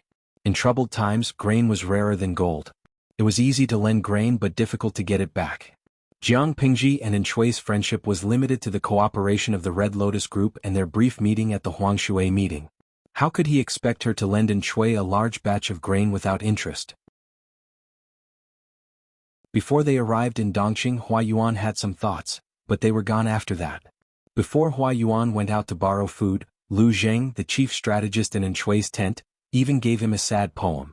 Huang Song might have a chance, but Lu Xi is out of the question, Lu Zheng said. When Jiang Pingji was studying in Langya County, he and Jiang Pingji had interacted before. He knew very well how shrewd she was. The 1,000-year-old fox spirit could only be toyed with by her. Even if Hua Yuan was powerful, he would probably be defeated by her. Hua Yuan didn't know how difficult Jiang Pingji's strategy was. He said arrogantly, "How do you know it's impossible if you don't try?" She occupied 70% of the places that produced grain in Dongqing. It was said that she had managed her business well these past few years. She had fought several big battles in other people's territories. The land under her rule had always been prosperous, and she had stored a lot of grain. Speaking of which, Lu Xi is the one who doesn't have to worry about food during the spring festival. Not to mention the assets that Jiang Pingji had earned herself, the funds that Lu Xi had prepared for her were not small. Even if she hadn't reached out to Lu Xi, in the eyes of outsiders, the father and daughter were inseparable. The resources that Lu Xi had accumulated were all for his daughter. Lu Jing shook his head. If you have the chance to see her, you'll know what kind of person she is. Hua Yuan said, "You were friends with her when you were young. What? Was she difficult to deal with in the past?" She was very difficult. When she was studying in Langya, she was the devil that everyone avoided. If you borrowed grain from her, You'd be in a good mood if you paid 90%. If you were more ruthless. Lu Jing paused at this point and his expression became a little strange. Hua Yuan was speechless. 90% paid 13%. This was not much different from money from the government. The more Lu Jing said this, the more curious Hua Yuan was about Jiang Pingji. After all, she was the first female lord in history who dared to fight for the world with the male lords. If a woman didn't have extraordinary abilities, how could she convince so many talents to willingly follow her orders? In the end, when Hua Yuan arrived in Dongqing, he found out that the two of them were locked in a fierce battle. Fighting a war was an activity that burned money and food. They didn't even have enough food, so how could they lend it to others? Even if Hua Yuan wanted to borrow money from the government, Huang Song and the others wouldn't let him go. Since he couldn't do it through proper channels, he could only think of a roundabout way to save the country. Hua Yuan carefully studied the entire situation of the war and keenly discovered that Qinzhou was profitable. He immediately rushed to Qinzhou. Yuan Xian and Ye Sun didn't get along. The former hurt the latter with a knife, and he was forced to jump up and down by Jiang Pingji's 50,000 troops. God is helping me. A plan quickly formed in his mind. Hua Yuan rubbed his hands excitedly.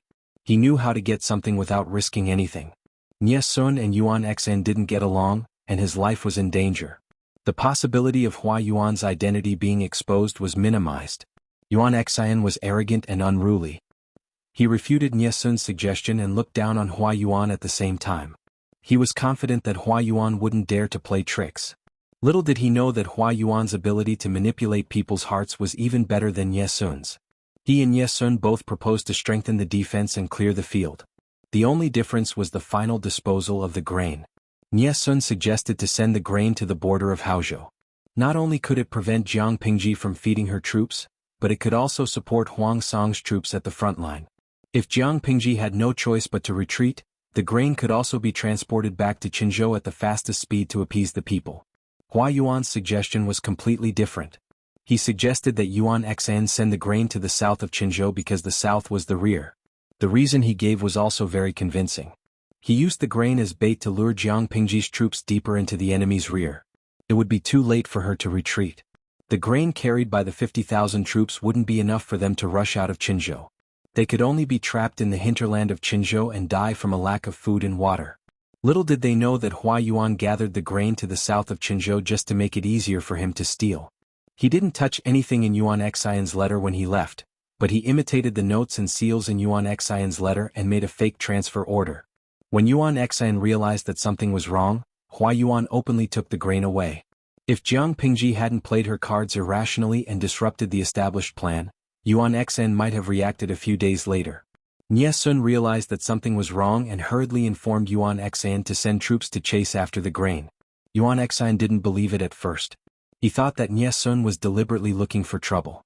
But when he thought of Hua Yuan's various actions, Yuan Xian was skeptical and sent troops to chase after the grain. It was a difference of 2 to 3 days. When Yuan Xian's troops arrived at the place where the grain was stored, they found that the grain depot was empty.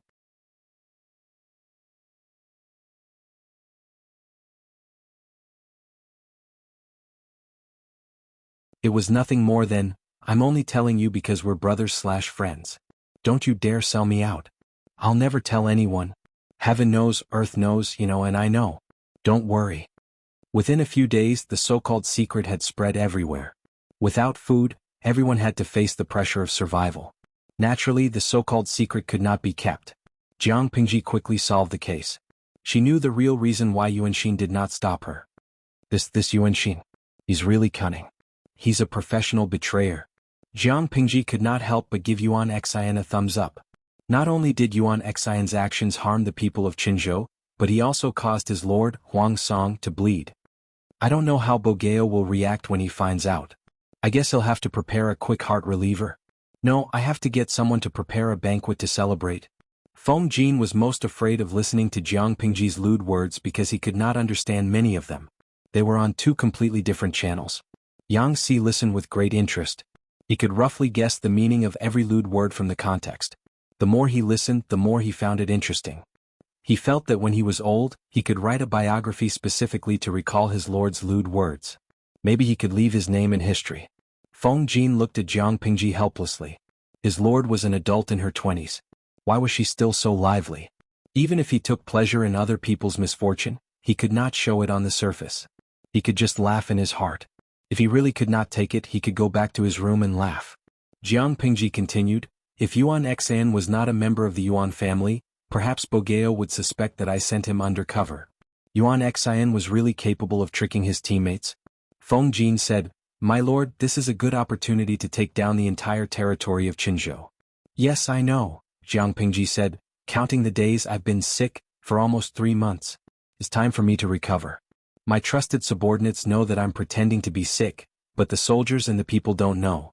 If I don't show up for a long time, people will be anxious and it will be easy for the enemy to take advantage of the situation. If she had waited longer, there might have been rumors that Jiang Pingji had died of illness. Jiang Pingji was very clear about the situation of her own forces. She used forceful methods to suppress those ambitious fellows and cut off their path to pursuing benefits. If she continued to be powerful, the other party would obediently lie low. If she showed signs of weakness or was unable to do as she wished, the other party would rise with the wind. This was a process of competition where one party would weaken while the other would strengthen. Jiang Pingji did not want them to lose control. Unbeknownst to them, the forces in Hu County were already ready to make trouble. Feng Jin said, my lord, you mean? Jiang Pingji said, I have to go. You, Officer Meng, and the others will be fully in charge of the matters in Qinzhou. Qinzhou's vitality had been greatly damaged. It had no ability to cross the gorge and attack Cangzhou. Jiang Pingji had no more worries. Feng Jin said, I understand. I won't let you down. Just as he was rubbing his palms together and preparing to deal with Yuan Xan, someone unexpectedly beat him to it. Yuan Xan's troops did not manage to retrieve the rations. They did not even see Hua Yuan. He was frustrated and irritable. Yuan Xan felt that he was too ashamed to face Huang Song after losing such a good hand of cards. Alcohol was a good way to vent one's emotions. Yuan Xan was an alcoholic, so naturally he was no exception. However, Yuan Xan's alcohol tolerance was not very good. He liked to lose his temper after drinking. He would beat, scold, and humiliate people at every turn. Almost no one dared to get close to him when he was drunk. Nie Sun knew this very well. Logically speaking, Nie Sun should have stood up at this time, but Sun's injury is very serious. The military doctor said that he needs to rest quietly until the wound heals. Otherwise, there will be a hidden danger that it will relapse and tear again. Nie Sun's face was pale. He could not hide the worry between his brows. The general has been drowning his sorrows in alcohol for several days. If the enemy takes the opportunity to attack, it's a small matter if we lose our lives, but I'm afraid that we will fail to live up to the Lord's expectations and lose the entire Qinzhou. I have a presumptuous request, and I hope that the 2 deputies can agree to it. Can you help me urge the general to drink less and pay more attention to military affairs? If this is successful, I will be deeply grateful and recommend both of you in front of the Lord. Just helping to persuade the general to drink less could make the military counselor owe them a favor? The 2 deputies were quite tempted and immediately agreed.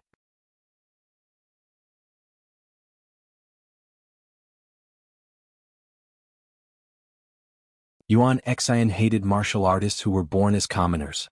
When they were rational, they still knew how to put on an act. But when they were drunk, they lost all rationality.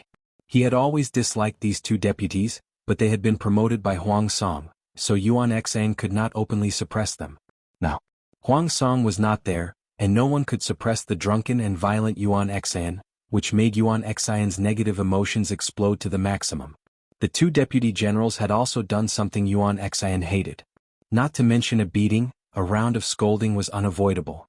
Not only did Nie Sun understand Yuan Xan, but he also understood the 2 deputy generals. The 2 deputy generals were the most hard-working among the commoners. They were of low birth and had the ambition to climb up the ranks, so they could not stand others talking about their birth. Extreme inferiority would give rise to extreme self-esteem. Yuan Xan had repeatedly challenged their bottom line, so it was only a matter of time before the 3 of them killed each other. What did Nie Sun do?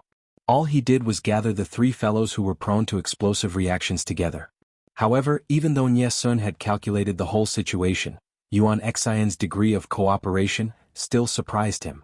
Hiss, this boorish man is so violent. The 2 deputy generals went to stop Yuan Xan, but he unexpectedly exploded and killed the 2 of them. It was not that they could not subdue Yuan Xan, but because of their status, they could only passively take the beating. When the barbed whip hit their bodies, a bloody groove would appear with each lash. The two of them asked for some medicine from the military doctor and applied it on their wounds. It hurt so much that their muscles twitched, and their facial nerves went out of control because of the pain. You and I have been indebted to our master, so it is our duty to be loyal to him. What is Yuan Xian? Why should we suffer from his anger? The other person's injury was lighter. He was luckier and was only injured, but he looked much better than his companion. The first deputy general frowned and sighed helplessly. Don't say any more. This Yuan Xian is not much better than us.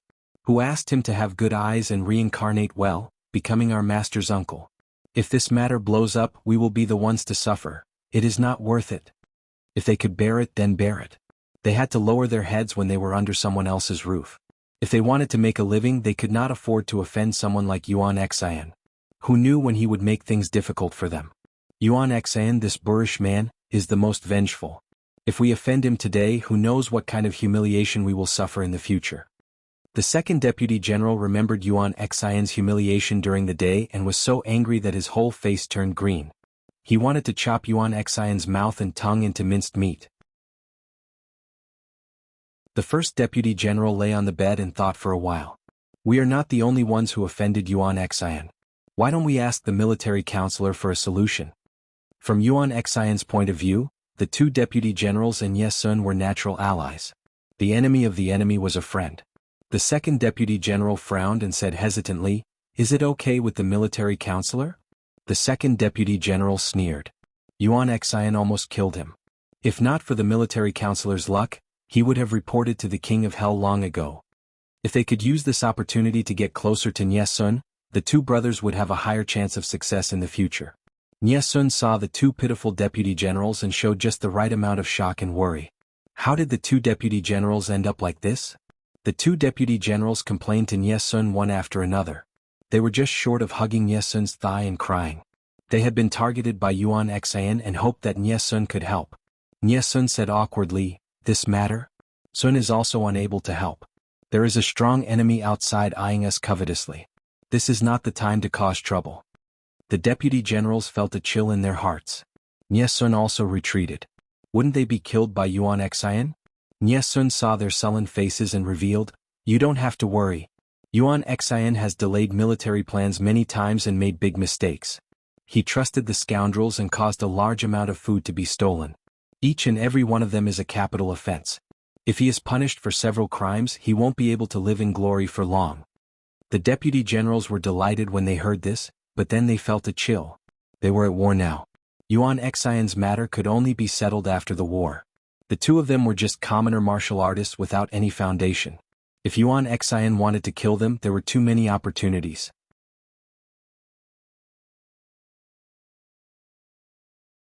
Chapter 1283. The deputies looked at the weak military counselor. They did not have the heart to make things difficult for Ye Sun. After all, the military counselor was also a victim. Ye Sun continued, "Why don't you avoid him for the next 2 days and wait for him to calm down?" The deputies could not have asked for more. They knew to avoid Yuan Xian even without Ye Sun's reminder. Yuan Xian was a mad dog.